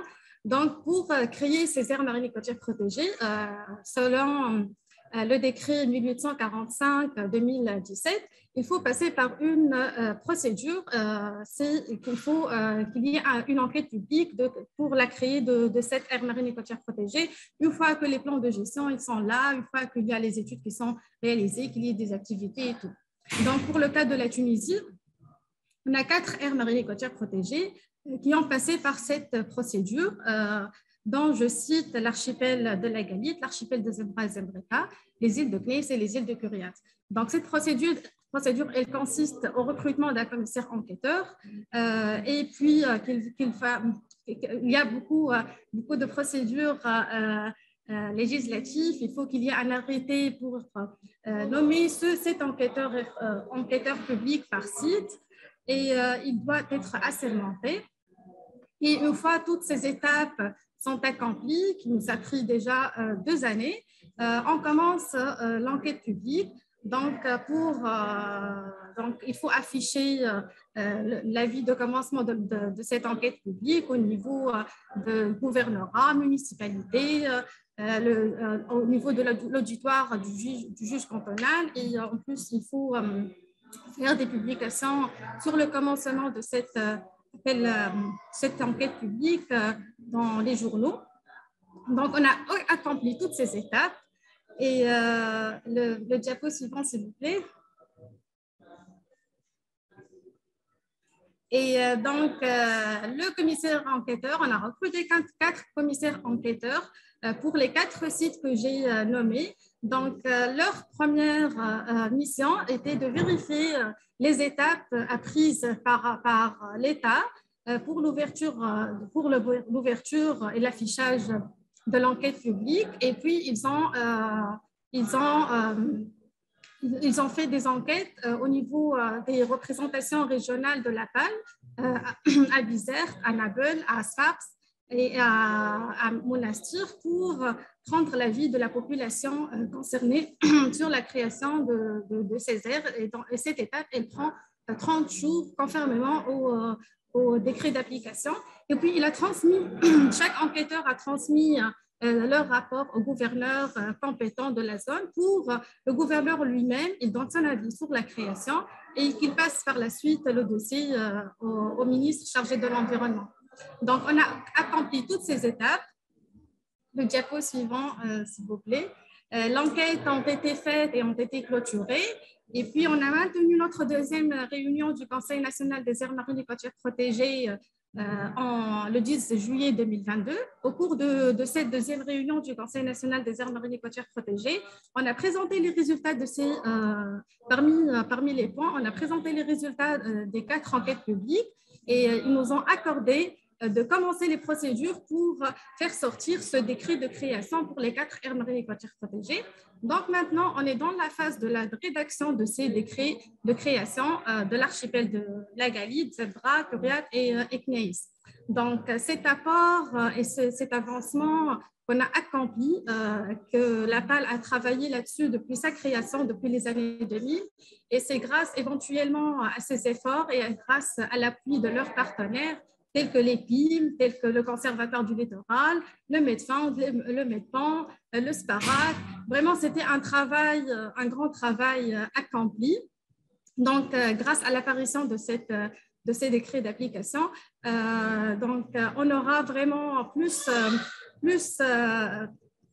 on sera plus engagé pour l'application de la loi et pour l'application de la loi. Et en plus, ces aires marines et côtières protégées seront plus respectées par les visiteurs ou bien par ceux qui font des activités qui ne sont pas, qui sont illégales. Donc, voilà, donc la gestion des aires marines et côtières protégées, elle nécessite bien évidemment des connaissances techniques, un effort de terrain, beaucoup de travail sur site et beaucoup d'études et de préparatifs.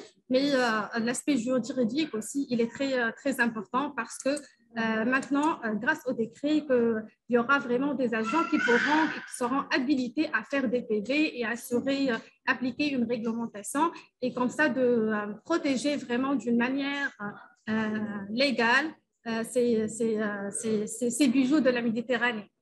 Donc, voilà, merci. Ok, merci. Merci, Marwa.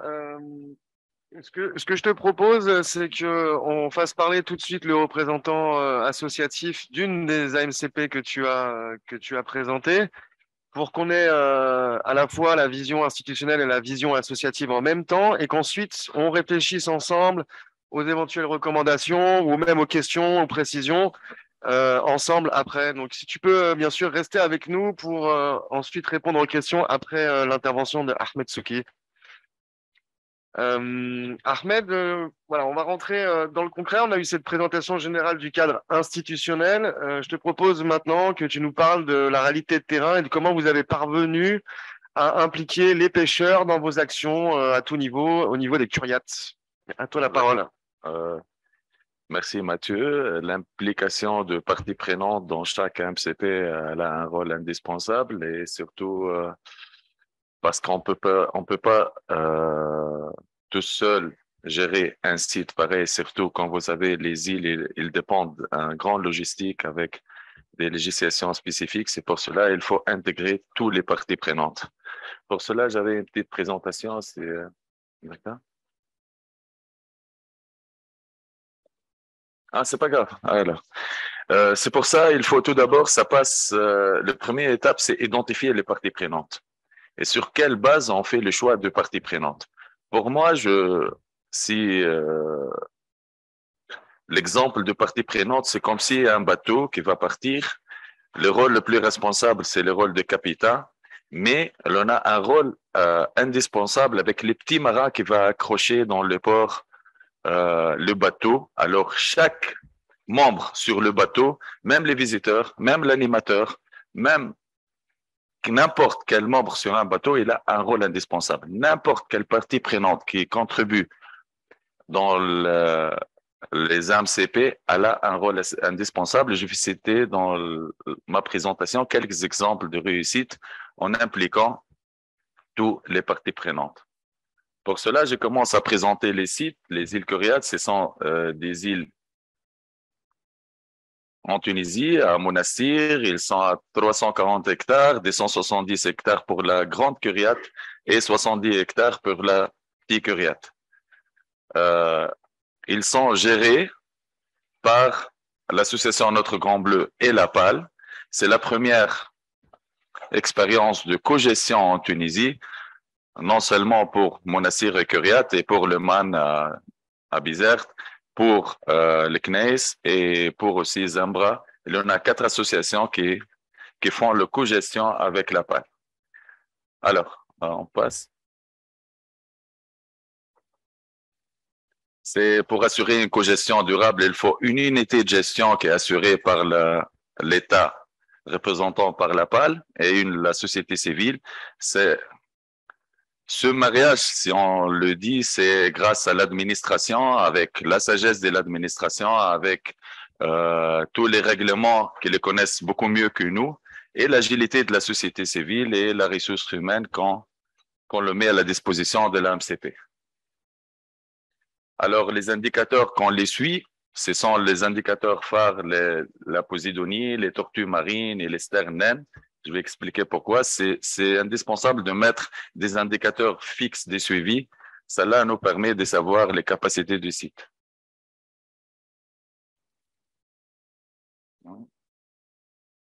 Alors, c'est le comité, le CLAG, c'est le comité d'appui à la gestion des îles Curiates. L'expérience des îles Curiates, ça commence en 2014. On a créé le comité local d'appui avant la création du comité national en 2017, elle a réuni pour la première fois.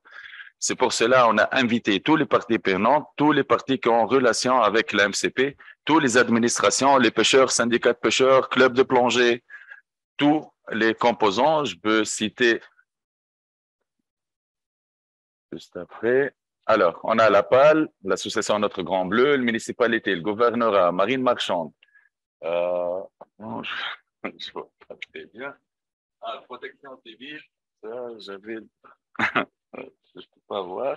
Alors, l'hygiène et santé, direction de la pêche, syndicat de pêche, opérateur touristique, l'UNSTM, cadre national et commissariat régional d'agriculture.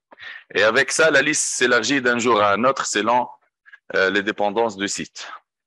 Pour cela, on a fait ce choix, on a fait plusieurs réunions. Chaque année, on fait 2 réunions d'évaluation et on accepte leurs propositions. Ça a commencé avec un comité consultatif. Maintenant, on a passé à un comité des décideurs.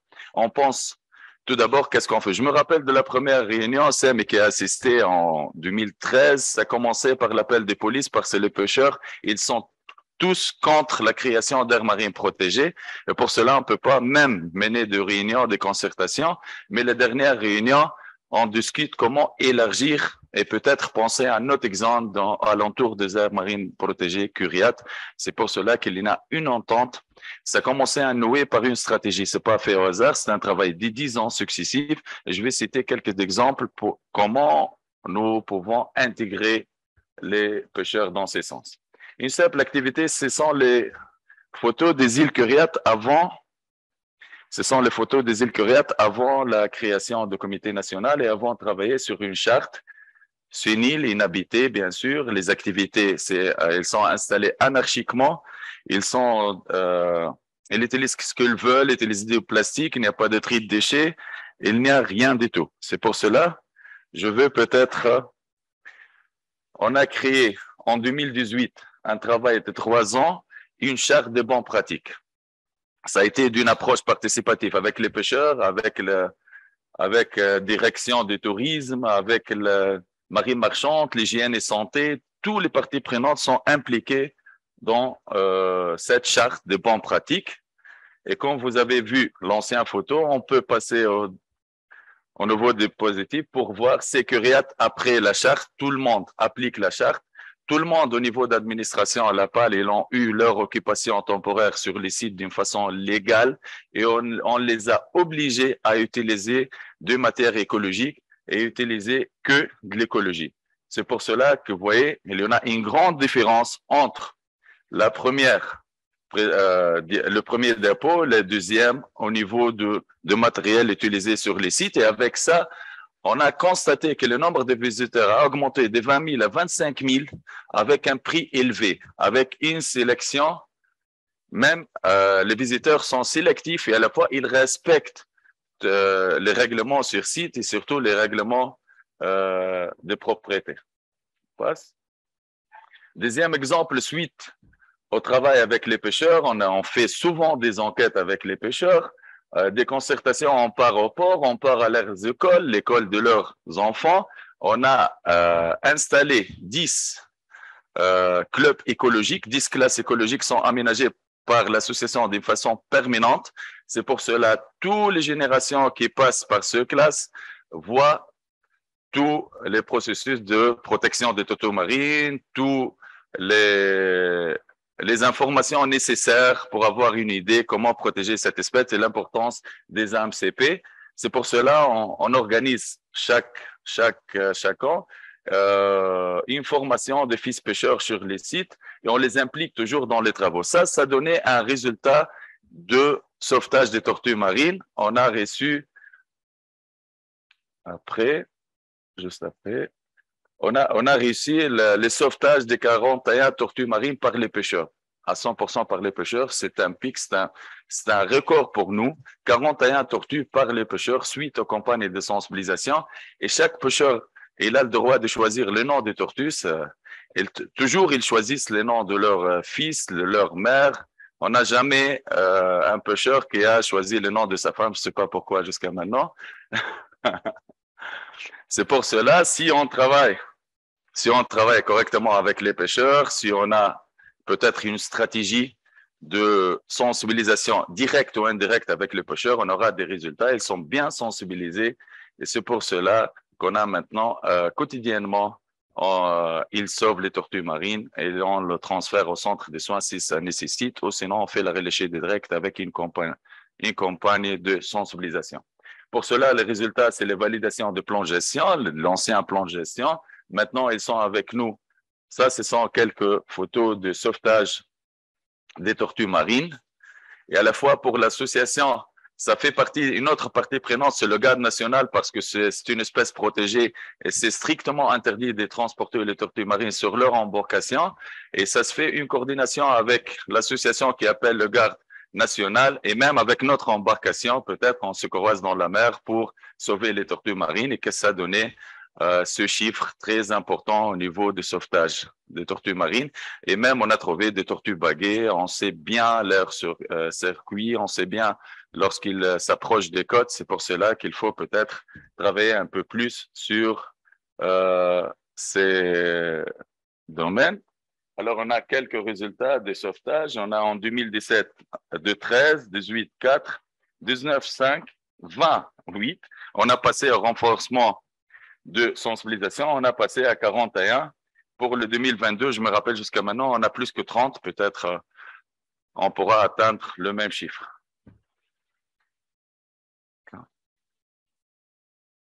Alors. Un autre exemple, c'est pour la Posidonie. Tout le monde sur les sites considère, surtout les touristes, que le feuille morte de Posidonie, c'est une matière polluante. C'est pour cela qu'ils réclament toujours qu'il y en a des ordures sur la plage. Avec cela, on a installé avec les pêcheurs le bienfait des Posidonies. On a écrivé « Merci Posidonie ». Pourquoi merci Posidonie? Il faut poser la question. S'ils passent aux cabanes de sensibilisation, on leur explique sur place le bienfait des Posidonies, pourquoi elle est indispensable dans notre écosystème, elle lutte contre l'érosion maritime. Sinon, on installe près des parasols dans chaque batelier, on le met une pancarte pour expliquer l'importance et le rôle de Posidonie. Cette année 2022, on n'a pas reçu de réclamation à propos des touristes. Ils considèrent le Posidonie comme un écosystème. Et à la fois, on a utilisé la technique du millefeuille.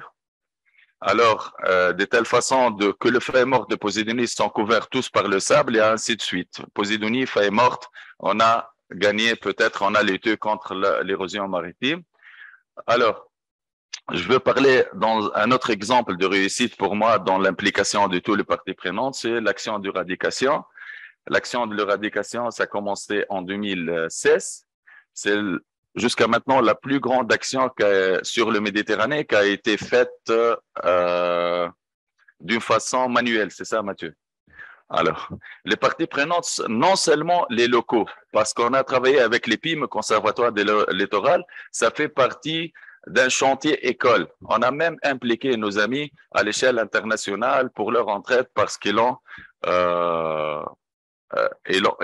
déjà assisté à plusieurs actions d'éradication. C'est pour cela qu'ils nous ont plaidoyé pour peut-être mener cette action.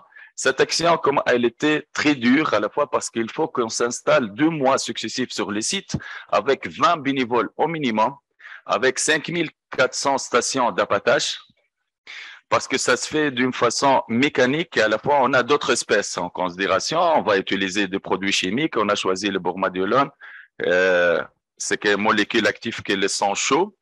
On garantit les sangs froids qui ne sont pas menacés. C'est pour cela on les a mis dans un tube en PVC sur la taille de rat noir. Et bien sûr, il faut que l'équipe chaque jour change la part. Ça dépend d'un effort pertinent. C'est pour cela on a fait plus que 4500 heures de travail. Ah d'accord, 10 minutes, d'accord. Et pour cela, jusqu'à maintenant, on n'a pas de rats. Et l'astuce ici, on a impliqué les pêcheurs. Les gens qui nous ont aidés, ce sont les pêcheurs, qui nous ont mené le transport et logistique. Les pêcheurs, le chef chantier, c'était un pêcheur avec l'entraide des gardes nationales. Maintenant, c'est vrai qu'on n'a plus de rats sur les sites, mais le plus important, on a plus qu'une centaine d'experts parmi les pêcheurs parce qu'il y en a un échec. Maintenant, tous les pêcheurs qui ont contribué à l'action savent les traces de rats, savent si on parle de rats ou d'un lapin, à partir de lapin, à partir de traces, à partir de ses pieds et tout ça. C'est pour cela, c'est indispensable d'intégrer les parties prenantes dans le matière de conservation parce qu'ils vont nous aider d'un jour ou un autre à mieux conserver nos huiles durablement et les garder en bonnes conditions. Ça y est. Ce sont 12 000 têtes éradiquées, ce sont quelques statistiques sur le nombre de rats, sur la petite et la grande. Je pense qu'on a fini. Merci pour votre attention. Merci, bravo Ahmed. Merci, beaucoup de choses intéressantes, je crois, dans cette présentation. Je me permets de souligner 2 choses qui pourront du coup faire l'objet de recommandations. La première, c'est, comme tu l'as beaucoup dit à la fin de ta présentation, l'implication des pêcheurs à travers des actions de terrain. Implication des pêcheurs, première action auquel on pense, faire une réunion, monter un comité, discuter. C'est une condition nécessaire, mais bien sûr pas suffisante. Comment ils ont réussi à avoir l'adhésion des pêcheurs? C'est effectivement avec cette opération d'éradication de rats. J'ai eu la chance d'y participer, c'est-à-dire que j'ai été amené dans des bateaux de pêcheurs sur cette île-là. La nourriture était apportée par eux, ils faisaient partie des équipes de terrain, on dormait ensemble, pas dans la même tente, mais on dormait au même endroit sur l'île, on mangeait et on chantait ensemble à la fin de la journée. Ça, c'est des liens qui ont été créés, qui seront qui resteront à jamais. Ce qui est intéressant aussi dans cette opération, c'est que c'est une opération qui n'est pas liée directement avec les fermes aquacoles ou avec les opérations de pêche. Donc, ils ont réussi à détourner en fait l'implication des pêcheurs en les impliquant sur une autre opération à terre, en l'occurrence les éradications de rats, ce qui leur a permis d'avoir les pêcheurs avec eux, pour ensuite les faire travailler dans un organe qui s'appelle donc le CLAG, le Comité local d'aménagement d'appui à la gestion. Voilà, une très belle idée donc à reproduire selon moi. Et enfin, bien sûr, je dirais l'école des fils et des filles de pêcheurs, quelque chose de très pertinent, de très beau aussi. Voilà, quelque chose sûrement à répliquer ailleurs. Alors pour Marwa Douma de la PAL et pour Ahmed Souki, donc est-ce qu'on a des questions, est-ce qu'on a des recommandations, est-ce qu'on a des remarques de la salle? Déjà des doigts qui se lèvent. N'hésitez pas à poser vos questions également en ligne sur Zoom. Laurent Sourbès. Oui, thank you. Regarding this, I believe it is crucial, this idea really of mixing and not using only for the purpose of the activity, different stakeholders, it has future because it's something we never, personally, I never thought. We are also involving people that are not directly concerned by an activity to different activities, but here with the fishermen that they are so specialized in one field of activity to be involved in other activities. I believe you can do also maybe the tour operators or boat operators to be involved in other activity linked to the fishing activity or diving activity, because it's also an opportunity for them to understand and to what are doing the other users of the same marine area, because there are always conflicts. So it's always a way to make them cooperate and discover what the other is doing, because very often they don't know exactly. The diver doesn't know exactly what is the life of a fisherman, and the fisherman doesn't know exactly what is the life of a diver also. So there are conflicts of use, and it's a way with activities to solve those conflicts. Just maybe to specify, because it's important, we are this to make rats disappearing. There is a reason. You didn't mention it maybe, but generally the reason is the predation. I don't know for you, but we had a similar problem with the nest and with the eggs. So the rats are predating the nest. So this is a measure that is always, I just want to remind that every such an activity that is a high level, it needs a big organization. It's based on a reality of a need, of a scientific need. So this is something also to link always what you are doing with what for. Oui, tout à fait. C'était une opération d'urgence en plus, hein, puisqu'il n'y avait pas de rats sur l'archipel pendant des dizaines et des dizaines d'années, des centaines d'années probablement. Et puis ils sont apparus, menaçant effectivement la petite population de tortues, et donc une réponse immédiate. D'accord. Pour la première suggestion, pour les pêcheurs et les plongeurs maintenant, c'est eux-mêmes qu'avec nous, même avec un encadrement scientifique, mais on implique le club de plongée pour surtout les limites inférieures et supérieures des posidonies. Maintenant, ils travaillent avec nous, ils savent les techniques, ils savent mettre les piquets, ils savent tout. Même ils ont une petite idée scientifique sur cela. À propos de le travail scientifique, ça fait partie de l'action d'éradication d'un sujet de thèse de Jamel. Elle est maintenant le directeur de VVF Nord-Afrique. Et Cyril, c'est master de recherche, avec bien sûr leur encadreur. C'est pour cela, parce qu'on a approuvé que les tortues marines sont attaquées par le rat, les bébés tortues et les œufs à la fois. C'est pour cela qu'on a même on a fait les stocks zéro. On n'a plus de sternen qui met ses œufs sur les sites parce qu'ils sont à la disposition. Elles sont tout petites avec les camouflages. Le rat, elles peuvent les découvrir. Maintenant, on a 51 nids de sternen. On n'a pas trouvé des échecs à propos des tortues, on n'a pas perdu d'autres tortues, et surtout les tortues vivantes qui sont attaquées par le rat. Même au niveau des oiseaux nichantes, il augmente.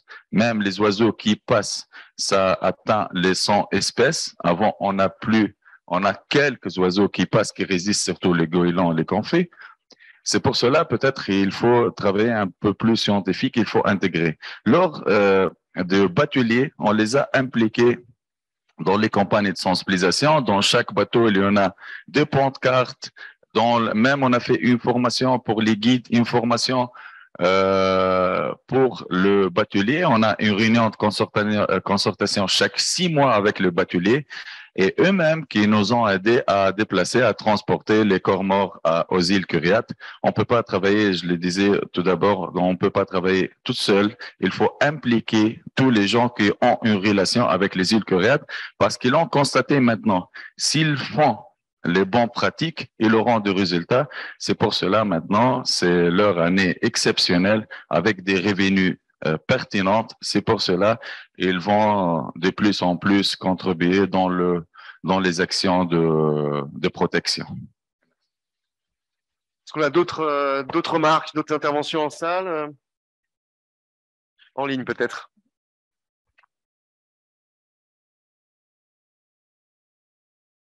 Nous avons une question de Madame Taous Moulay du Commissariat national du littoral en Algérie. Elle demande quel est donc le rôle des comités de décision pour les activités de gestion. Et comment est partagée cette responsabilité pour la mise en œuvre des activités de suivi avec les ONG? Et est-ce que les scientifiques sont impliqués dans le suivi et quel est le rôle de l'unité de gestion mise en place? Merci pour votre réponse. Beaucoup de questions. Hein. Si on divise, donc quel est le rôle des comités local, les CLAG en fait, hein, des comités locaux de gestion. C'est ça. Et puis ensuite, donc, voilà, j'en profite pour reformuler la question parce que c'est une question centrale. La cogestion a deux têtes, association et institution.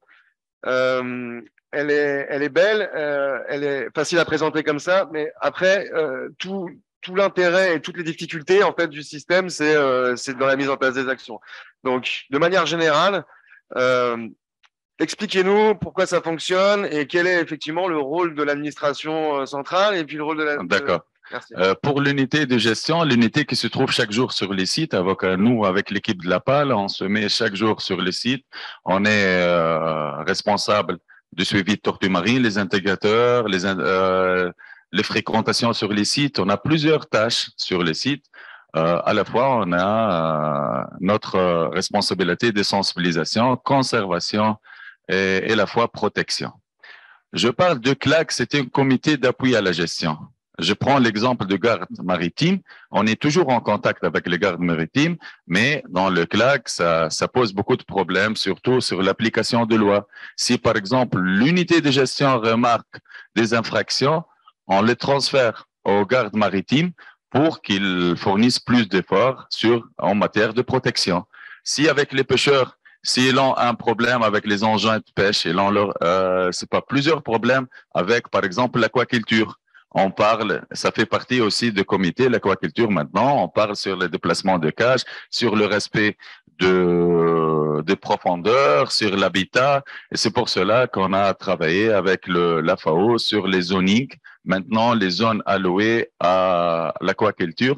Maintenant, on sait d'avance quels sont les sites qu'on peut pratiquer cette activité. C'est pas au hasard qu'on met les sites et après, on évalue les dégâts. C'est pour cela, d'avance, on identifie les sites alloués. Tous ces enjeux, tous ces problématiques, ça se discute dans le CLAC. Le CLAC, chacun de sa responsabilité et leur expérience, ils nous aident en matière de gestion. Après, chaque 6 mois, on représente tous les travaux qui ont été faits sur les îles Curiates et bien sûr, on attend leurs suggestions, leurs remarques, est-ce qu'ils ont des commentaires. Et les plans de gestion, ça se discute maintenant. Le nouveau plan de gestion, ça se discute je sais pas, il y en a des réunions exceptionnelles pour le nouveau plan de gestion, pour l'actualisation. Alors, comme on dit, je sais pas, l'unité de gestion, c'est celui qui se trouve chaque jour sur le terrain. Et pour la comité, c'est un comité d'appui, c'est un comité peut-être pour mettre la MCP sur le rail. Et pour la question de l'implication des scientifiques, il y en a plusieurs institutions scientifiques qui sont intégrées dans la comité, ainsi que le NSTM et les facultés des sciences qui sont impliquées, qui sont membres aussi de CLAC. Et c'est pour cela qu'on a plusieurs étudiants qui ont contribué en matière de conservation et qui ont pris leur sujet de l'association et à l'entour de l'MCP. Merci. Oui, Armand, j'ai une précision à vous demander. En ce qui concerne la prise de décision, est-ce que le CLAC propose des choses qui sont ensuite adoptées par l'unité de gestion? Exactement, qui peut finalement, sur la base de tout le travail que vous préparez, prendre une décision officielle? D'accord. Je prends l'exemple de charte des bonnes pratiques sur les sites. Ça a été élaboré par l'association, la PAL et l'Office des tourismes et l'Office de l'hygiène. Ils sont tous exigés, chacun a pris son parti, ses exigences, ses demandes. Et on a discuté tout point par point et on a pris la décision ensemble.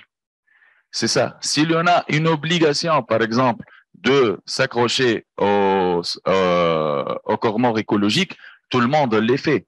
Ça se fait. Alors, la décision au niveau de des propositions au niveau de CLAC et l'unité, ils acceptent bien sûr parce qu'ils sont membres. Et on vote parfois si on a des oppositions, on vote et on prend la décision ensemble. Mais il y en a bien sûr, la PAL représente l'État, c'est pour cela si on peut pas, par exemple, je sais pas, on est contre la loi de quelques réglementations, mais ça s'est permis, on prend tous la décision et même avec la vote. Alors, il y avait l'administration. OK. Marwa, on t'écoute. Merci Ahmed, merci pour la présentation. Ahmed, il vous a montré une des expériences de cogestion pour le cas de la Tunisie qui est curiale.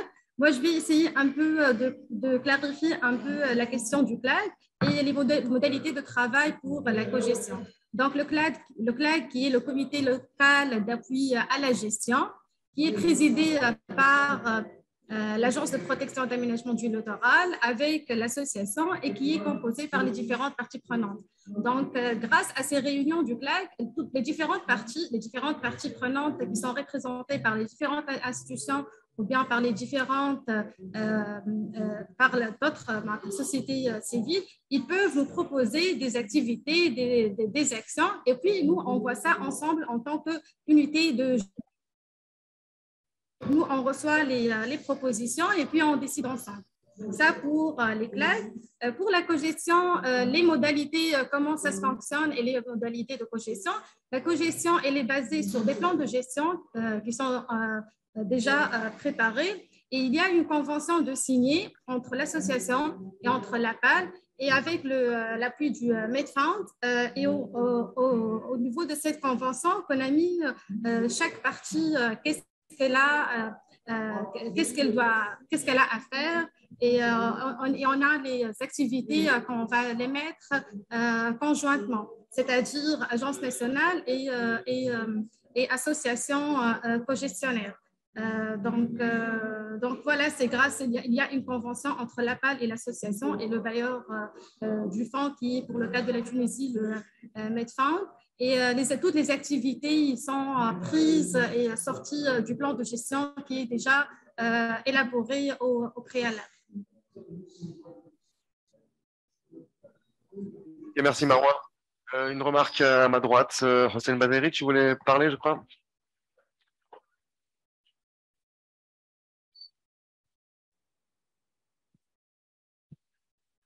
Merci.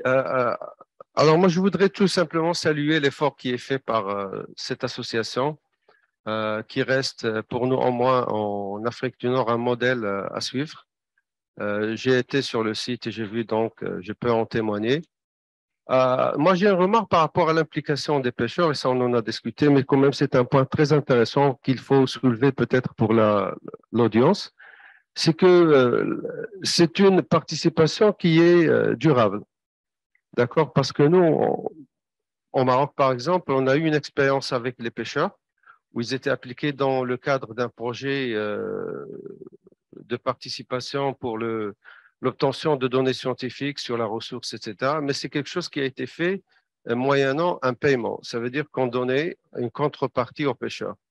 Et ça, malheureusement, une fois que le projet qui était avec la FAO a touché à sa fin, on a perdu cette participation et cette contribution.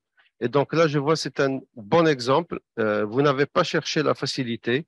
Il y a beaucoup de travail pour convaincre les pêcheurs, etc. Et moi, je pense que c'est quelque chose de durable et je vous en félicite. Merci, bravo. Effectivement, hein, ces questions de rétribution des participants au comité de gouvernance posent certains problèmes, dont celui, effectivement, quand il n'y a plus d'argent, il n'y a plus de participation, effectivement. On parle beaucoup de succès là sur la Tunisie. On doit sortir des recommandations. Essayons d'aller un petit peu au-delà. Est-ce qu'il y a encore des choses à améliorer? Qu'est-ce qui pourrait améliorer la fluidité ou l'efficacité de la gestion, puisque c'est le thème général de cet atelier?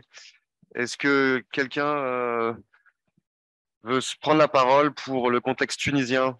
Quels sont les points encore à améliorer, s'il vous plaît?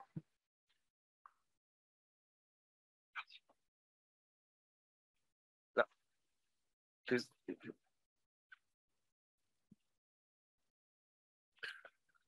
Bonjour, Samy, président de Méditerranée Action Nature. Ben, comme tout le monde, je loue les efforts et puis les succès de NGB. Actuellement, les associations, elles travaillent de manière un petit peu cloisonnée. Ce qui serait souhaitable, bien sûr, dans le futur, c'est qu'il y ait mutualisation des efforts entre les associations tunisiennes, voire maghrébines, et que ce soit sur le plan du suivi scientifique, que ce soit sur le partage des success stories, des leçons apprises de manière générale. Et en ce qui concerne le suivi, on aura remarqué que certaines associations disposent de certaines compétences, d'autres pas. Il y a un moyen, tout d'abord, de réduire les frais et de ne pas faire appel à des experts ou à des scientifiques s'ils sont payants, s'ils demandent rémunération, et qu'ils puissent, de manière générale, y avoir des échanges entre ces associations. Et puis, comme on a pris le parti de la participation en Afrique du Nord, que ce soit chez nos amis du Maroc, d'Algérie ou de Tunisie, autant continuer à travailler avec dans un état d'esprit de participation, d'échange, et ça renforcerait les associations qui sont légèrement plus vulnérables ou plus faibles, et ça renforcerait tout un groupe de la société civile pour aller de l'avant. Merci beaucoup. Je ne sais pas si à distance on a d'autres remarques.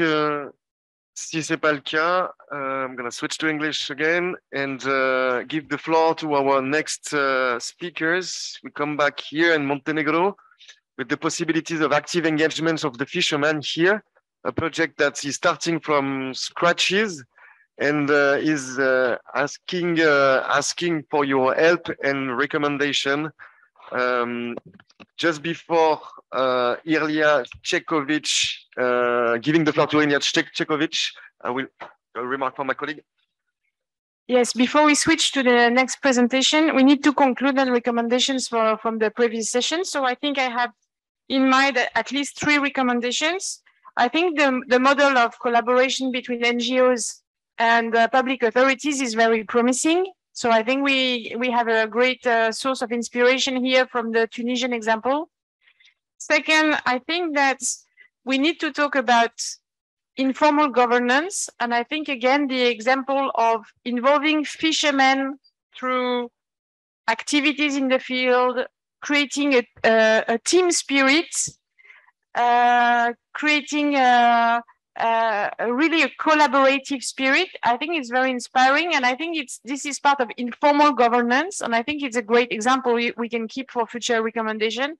And also national networks of actors are also important. National networks of MPAs are also a key part of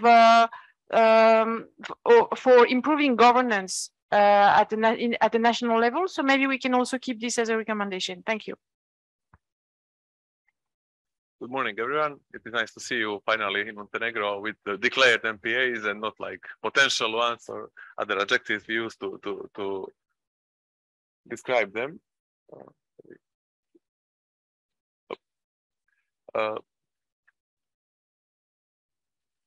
On the beginning of the presentation, as we still do not have any results from the MPA monitoring or collaboration from fishers that are, because they are established in the end of the last year, I'm here to present you the FAO AdriaMed project, FAO AdriaMed project, that is a project that lasts since 2004 in Montenegro and is an initiative that brings together the representatives of the 6 countries that are sharing Adriatic Sea.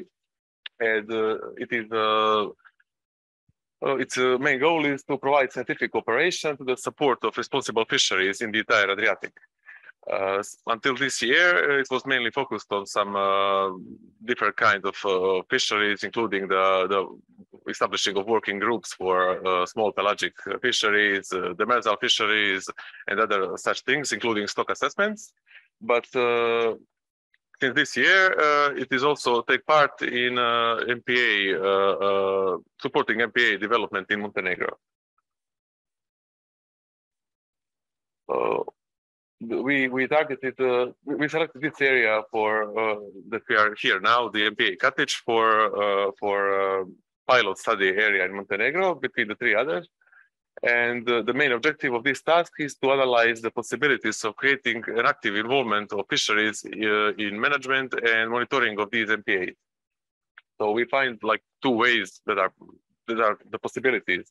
What we can do, it's through the participation in monitoring program, which will be focused on their catches, as we have some already implementing in Montenegro, and direct involvement in the area's protection, as they can be engaged like the guardians or rangers of the MPA, and also can promote the MPA as a good practice among the other fishers. This year activities have just started in September. We have chosen this meeting to ask all of you for some help, suggestions, advices, since you have the MPAs for a much longer time than Montenegro, and you have, of course, the more valuable knowledge than we have in this area. These are the monitorings that are currently conducted by the IBM. The Institute of Marine Biology, and those are the DCF program for monitoring of commercial fisheries, the discard monitoring program that is supported by the GFCM, and the monitoring of large and threatened elasmobranchs. And all of three of them are continuously implemented in Montenegro for several years. Certain of these samplings or records from them comes from the MPAs, the three MPAs in Montenegro, and we discussed from scientific point of view that there is a need of specific MPA monitoring. So we are afraid of some things. These are the data that are collected through the monitoring programs that are already implementing.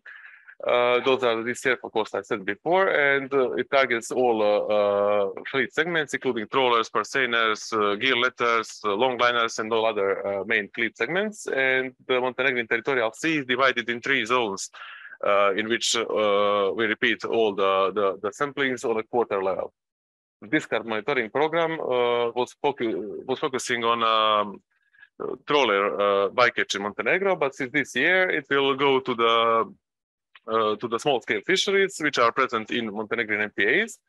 And last is monitoring of threatened elasmobranchs, which collect data on incidental bycatches of threatened species, mostly of sharks and rays, but also others. And we do not have any specific sampling program, but this continues data collection. Lesson that we learned until now, that it is the possibility that there is a possibility that some issues can emerge, and concerning the fact that Montenegrin fleet is very small, like we have only slightly more than 200 fishers in entire country that are registered for commercial fishing. Only some small part of them belongs to the area of MPAs, and we are afraid that we could face with these problems, like the reluctance of fishers for cooperation in MPA-related monitoring. They are already involved in other monitoring programs, and they could say like, no, we do not want to participate anymore in other things. Also, the small number of active commercial fishers, because of these 200, at least some part of them are inactive or just have a license for other reasons, not just for fishing. This also could contribute to the scenario of non-possibility of developing such program. Also, the reluctance of fishers due to the fear that they will lose valuable fishing grounds, and we have already faced with this, but luckily it was overcome through face-to-face communication. Also, a local fisher, if some local fisher is engaged as a ranger in MPA, it could also I will not say like do not do his job, but do not do it professionally, because most of them are either cousins or friends, and you have to expect from him to put fines on his brother, or I don't know, some similar relationship. also the lack of information on catches of threatened species, because if some threatened species is caught in the MPA, it is a higher chance that they will not report such catch. Also, the overall disinterest for participating in MPA management for some other unknown reasons. So we foreseen, the MedPAN foreseen this slide for recommendations, but we actually do not have any of them, and we seek to find some of them from you. So if you have any recommendation or advice how to do this job, the better as possible, please. That would be it. My colleague will give you some questionnaires that we prepared, short ones with mostly yes or no questions to fill, so we can gather some basic information on the questions that we are thinking about. It is anonymous and will take longer than 5 minutes to complete it. That would be it.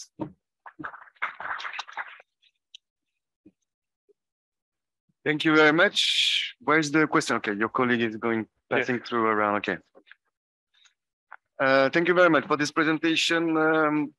We can see that some important things, the base has been already made with local committees, with the involvement of the fishery sectors in the monitoring. So there's something already structures. I don't know if someone from the audience wants to make a remark or an advice or proper recommendation. To start, maybe we can say that we can inspire ourselves from the Curiat Island example that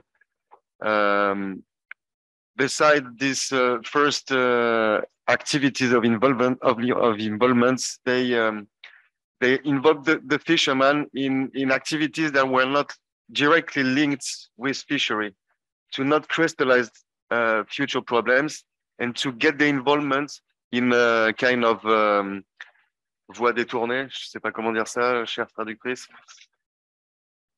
Not in a direct way, but you know, je sais pas si I don't know if you have the human means and the financial means to work in that direction. We have them, of course, but or can find them. Also, to avoid the involvement of fishers directly through the monitoring program, we also think about establishing specific monitoring program conducted by the scientific staff themselves. But it is not cost effective as the fishers one, and probably, as you know, in a certain area, local fishery is the best person to ask for a sample or something.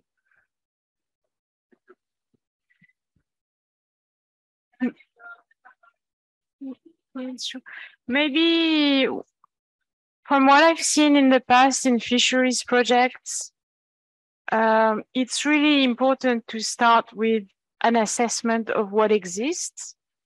So I think you have in one of the slides, you have explained that you're going to collect data on fisheries efforts, including trawlers, purse seiners, beach seiners, and this is done at the level of the national waters. I think this is extremely important. And in that picture, you could also try to capture actually how many fishermen you have fishing at the moment in MPAs. And this first description of the fisheries efforts, you need to make sure that to share it with the fishermen and say, okay, do you agree with this description of your activity? Do you feel it corresponds to what you perceive? And also in that study, you could ask them, taking the account of this survey, you could also conduct a perception study. What are the problems they face at the moment? What are their needs? Do they have problems they want to maybe solve in priority? I think to make this work, you need to have, because what you're presenting us today, it's excellent. It's a top-down approach, but you need maybe now to turn it into something more bottom-up. And bottom-up will be based also on the needs and the perception of fishermen. And so to work with the perception and the needs of fishermen, you need to know these needs and you need to know their perception, which means that probably you need to ask each of the fishermen in the country what is their perception of the future of their activity, what are the problems they face, whatever. I mean, this is a socio-economic study. And I think it would be very helpful for you to have this information from the beginning before trying to get into action. Actually, that was the first. That will be the first step in realization of this project, because we already communicated with fishers face to face with each one separately in this MPA here, and during the next months we will continue to do that and organize meetings with them all together and personal ones. So hopefully, in order to achieve this, to find this type of data.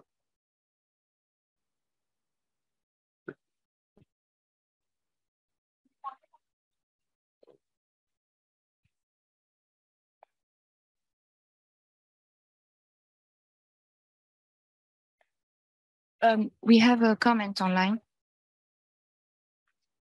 It's in French. So it's from, c'est de Madame Moulay Taous du Commissariat national du littoral en Algérie. Elle dit, à mon avis, pour garantir une efficacité du processus participatif, il est intéressant de solliciter les sociologues, naturalistes et autres professionnels compétents et expérimentés en matière d'utilisation des méthodes et outils participatifs, ainsi que des approches facilitant les processus participatifs.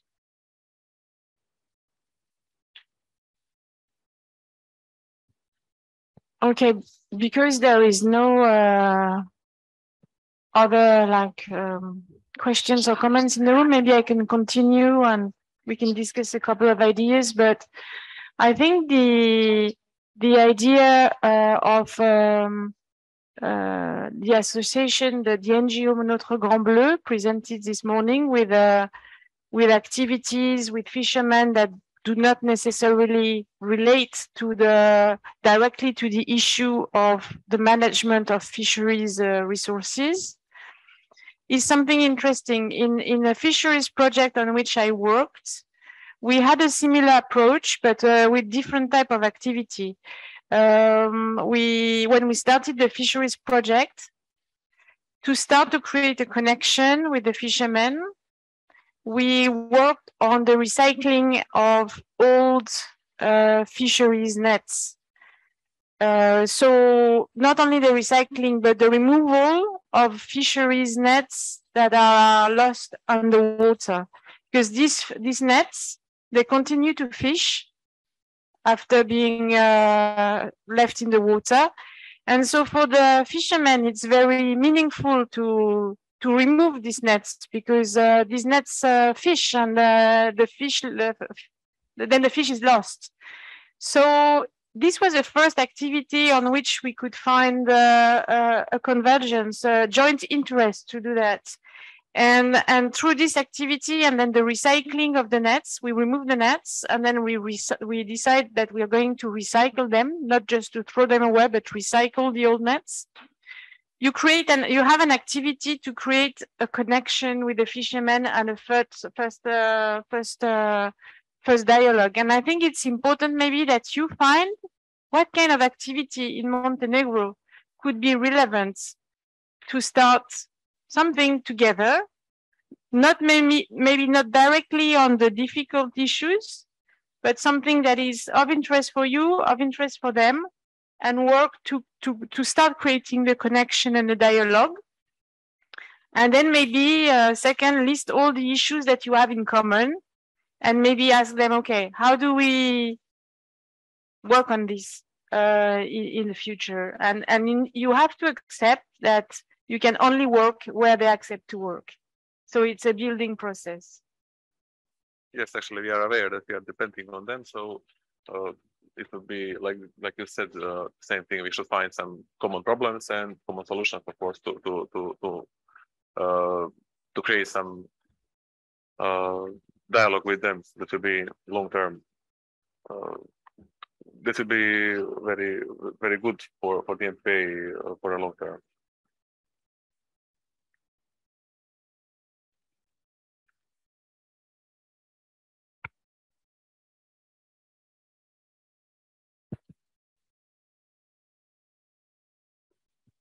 Pour la question des filets fantômes, c'est vraiment, ça pose beaucoup de problèmes parce qu'il commence toujours, il reste toujours à pêcher les poissons. Pour cela, c'est simple. On a fait une petite combine, une expérience entre les chasseurs sous-marins pour identifier les filets qui sont accrochés et avec les pêcheurs, on a utilisé leur engin peut-être. Et le club de plongée, ça fait partie des parties prenantes qui ont contribué à l'arrachage des filets flottants.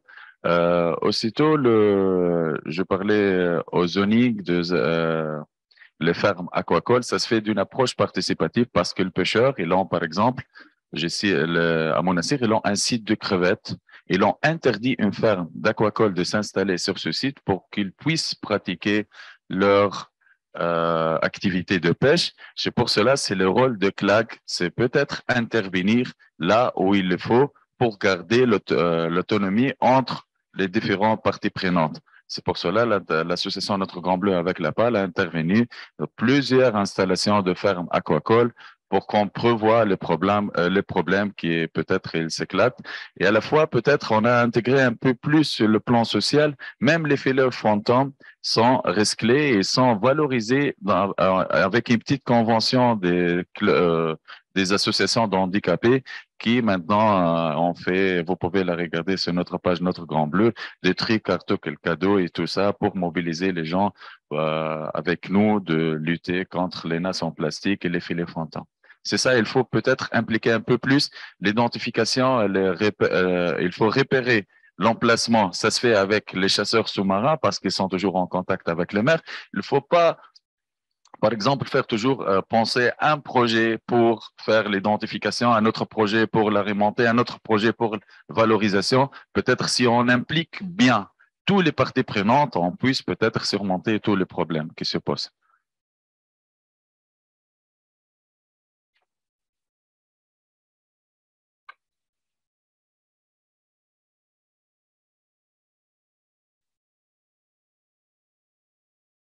Hello to everyone. Rigas Bakio from Albania. I have one question and several comments about these MPAs related to sort of fisheries. Do you have any information if there are plans to establish any no-take zones in any of these MPAs? Because actually to declare and later to establish a co-management committee, including fishers, it would be a good alternative. But sometimes there are examples, not only from the Mediterranean, but even from other continents of this planet, that the problems are becoming bigger and are increasing in number when you are starting to do the zoning. And when you effectively do the zoning and you apply the regulation there, for instance, it can be a problem that several conflicts may come out between the large-scale fisheries and small-scale fisheries. Because now you are lucky that you don't have a huge number of trawlers. But in the future, and with the development of the tourism and the increasing demand for fishing products, let's say, maybe a good alternative is that you continuously propose them to establish a no-take zone. And in this way, I suggest that the small-scale fishers could be the protectors of that no-take zone. Thank you. Thank you, Riggers. Luckily, the fishers are the first who are proposing the no-take zone. But currently, as far as I know, the Montenegrin law does not give the opportunity for establishing a no-take zone in marine reserves. So there are some legislation issues that should be solved. Hopefully, in the future, we'll have it, and it will be definitely the best solution for fishers, for local fishers. Also, another thing regarding the tourism activities, current Montenegrin law on marine fisheries does not have any inputs on how to connect fisheries and tourism. And through this project, it is also a second task that will be done and provide some guidelines for establishing the state laws on that, and gives the opportunity to fishers to exploit resources through tourism and sell them at a much higher price than they are doing it now.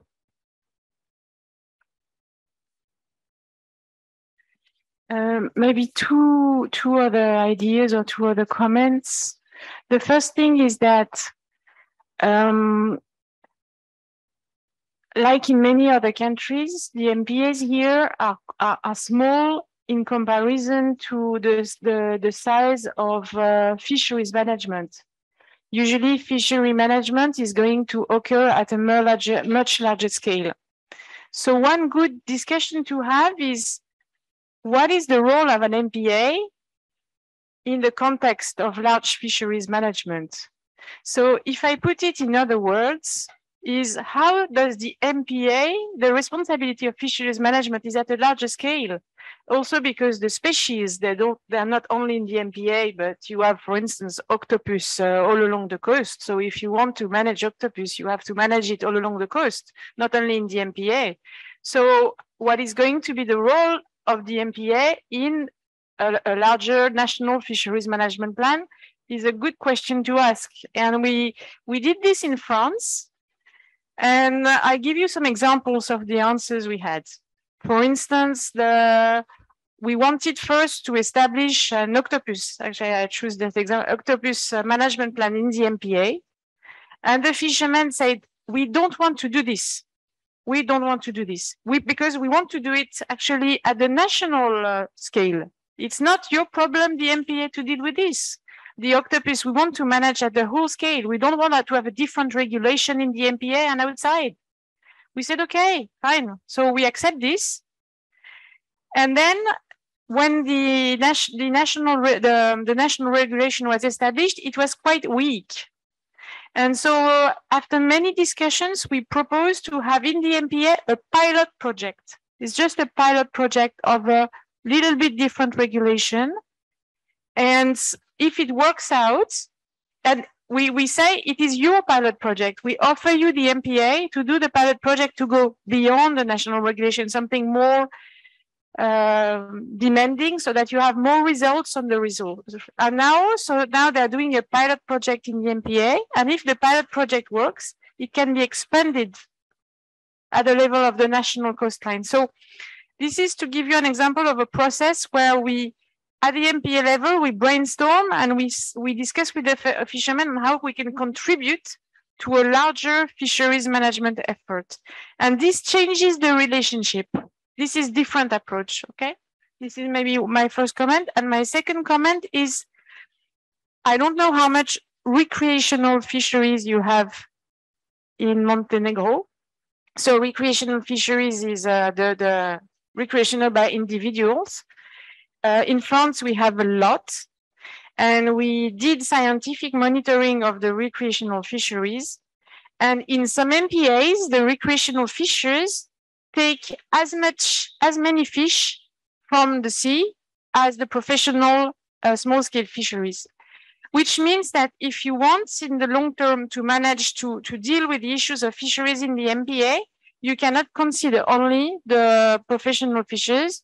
You also need to assess the impact on the resource of the individual recreational fishers, because otherwise you're going to have regulations and limits for the professionals and nothing for the recreational. And at the moment, we know that recreational fishers, they have more and more technical means to fish, more and more electric device, more and more ways to catch fish, and without any control. And you need to take this in account in your approach to fisheries, to be fair, to have some kind of equity, because yesterday we were discussing equity between the professional fishermen and the recreational ones. That's ideas. You're fully correct for the recreational fisheries. And we also have like about 4,000 of licenses issued each year, and the number of fisheries is who knows. even higher, and their impact in here in our MPAs could be even higher than the impact of commercial fishers, because the techniques that they are using are really good for exploiting marine resources, and their catches cannot be even compared sometimes with those from commercial. Oui. Bien. Oui, je crois que cette question de participation des pêcheurs, pour parler que des pêcheurs au niveau de l'AMP, je crois qu'il faudra la réinventer sur une base d'une appartenance territoriale. Parce que lorsque un pêcheur, je parle par exemple le cas du Maroc, généralement dans une AMP, les pêcheurs appartiennent au même territoire, aux mêmes communes rurales, parce qu'il est non seulement un pêcheur, mais il est à la fois pêcheur, agriculteur, éleveur, commerçant. Donc, il appartient à un territoire. Donc, le territoire dans son intégralité avec toutes les ressources. Et généralement, quand on a ce sentiment d'appartenance, généralement, on conserve mieux et on participe mieux. Et tout à l'heure, je crois qu'il y a quelqu'un qui a parlé de rémunération de pêcheurs pour fournir des données. Je crois que c'est un exemple à éviter, parce que on instaure une habitude qui n'est pas peut-être très efficace. Il faudrait que ce soit eux-mêmes sont porteurs d'un projet, un projet de conservation qui est basé sur un sentiment d'appartenance à un territoire avec leurs ressources. Et tant qu'ils font la conservation de ces ressources, c'est pour leur bien, c'est pour leur bien. Et puis, par la suite, ça peut aller au-delà de l'AMP. Comme vous avez précisé, Catherine, ça peut rayonner au niveau des autres, de la pêcherie, des pêcheries à côté. Voilà, merci.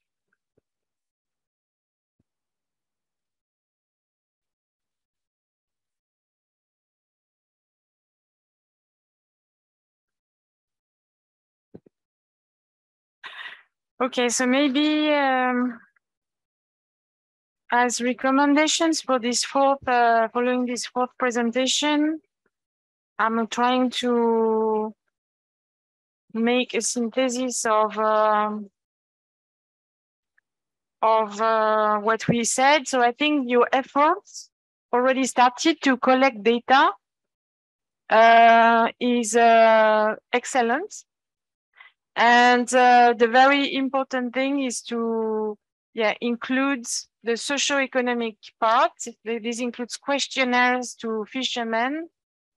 The socio-economic approach is very important to understand their perception and to also understand what they need. What are the problems they face, and understanding this very precisely, not only for the fishermen that are working inside your MPAs, but also outside, around your MPAs, will be extremely useful for a bottom-up approach for you.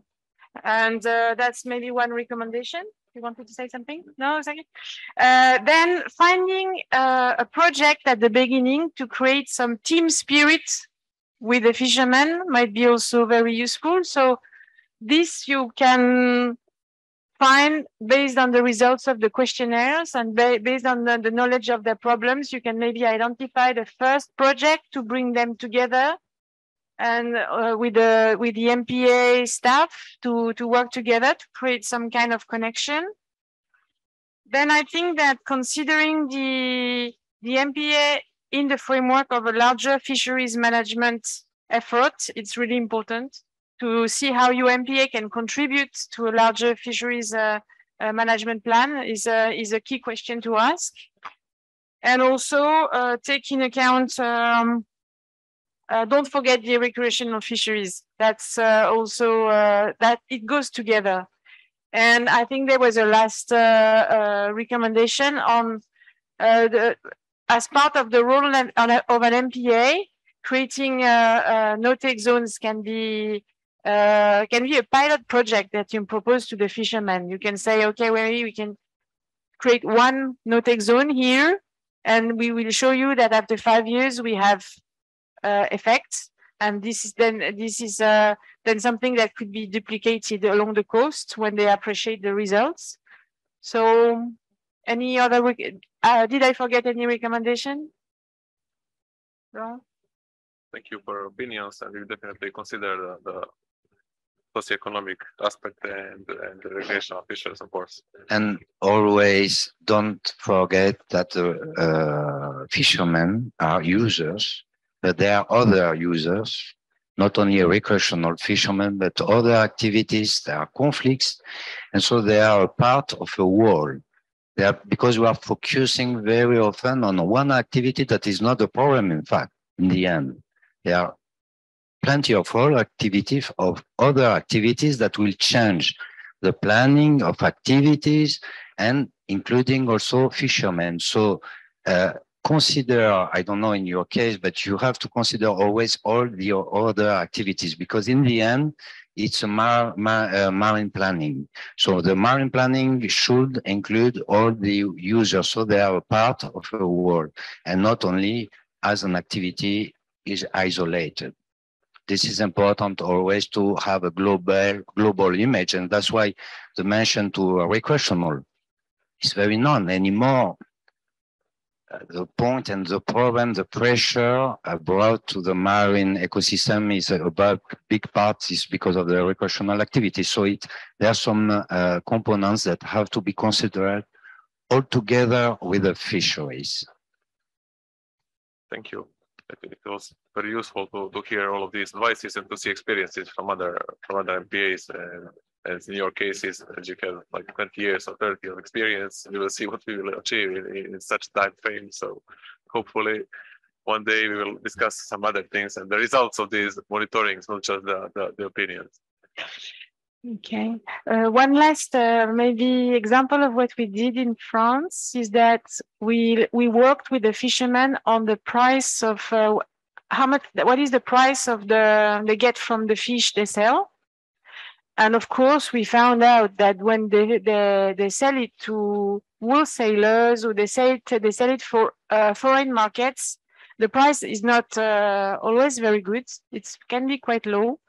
In France, when they sell it directly to the consumer, they get a better price.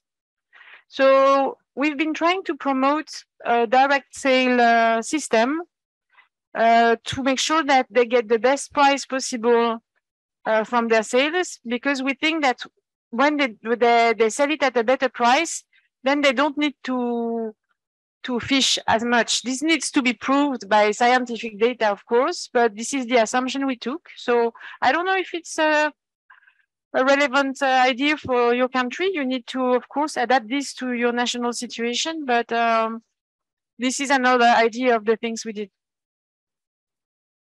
And also, yeah, as Laurent says, there's also the possibility to develop pesca-tourism activities so that fishermen get also other types of revenues, and maybe this is going to lower the fishing effort in the field. So these are like many ideas to explore, but we're getting to the end of this session. It's 12:30, so I think we need to close.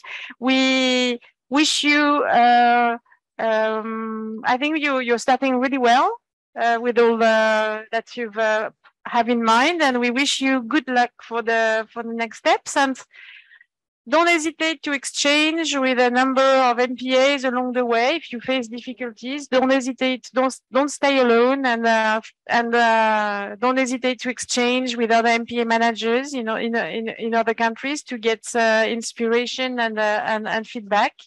And keep us posted on your efforts. Thank you very much. Thank you for your support.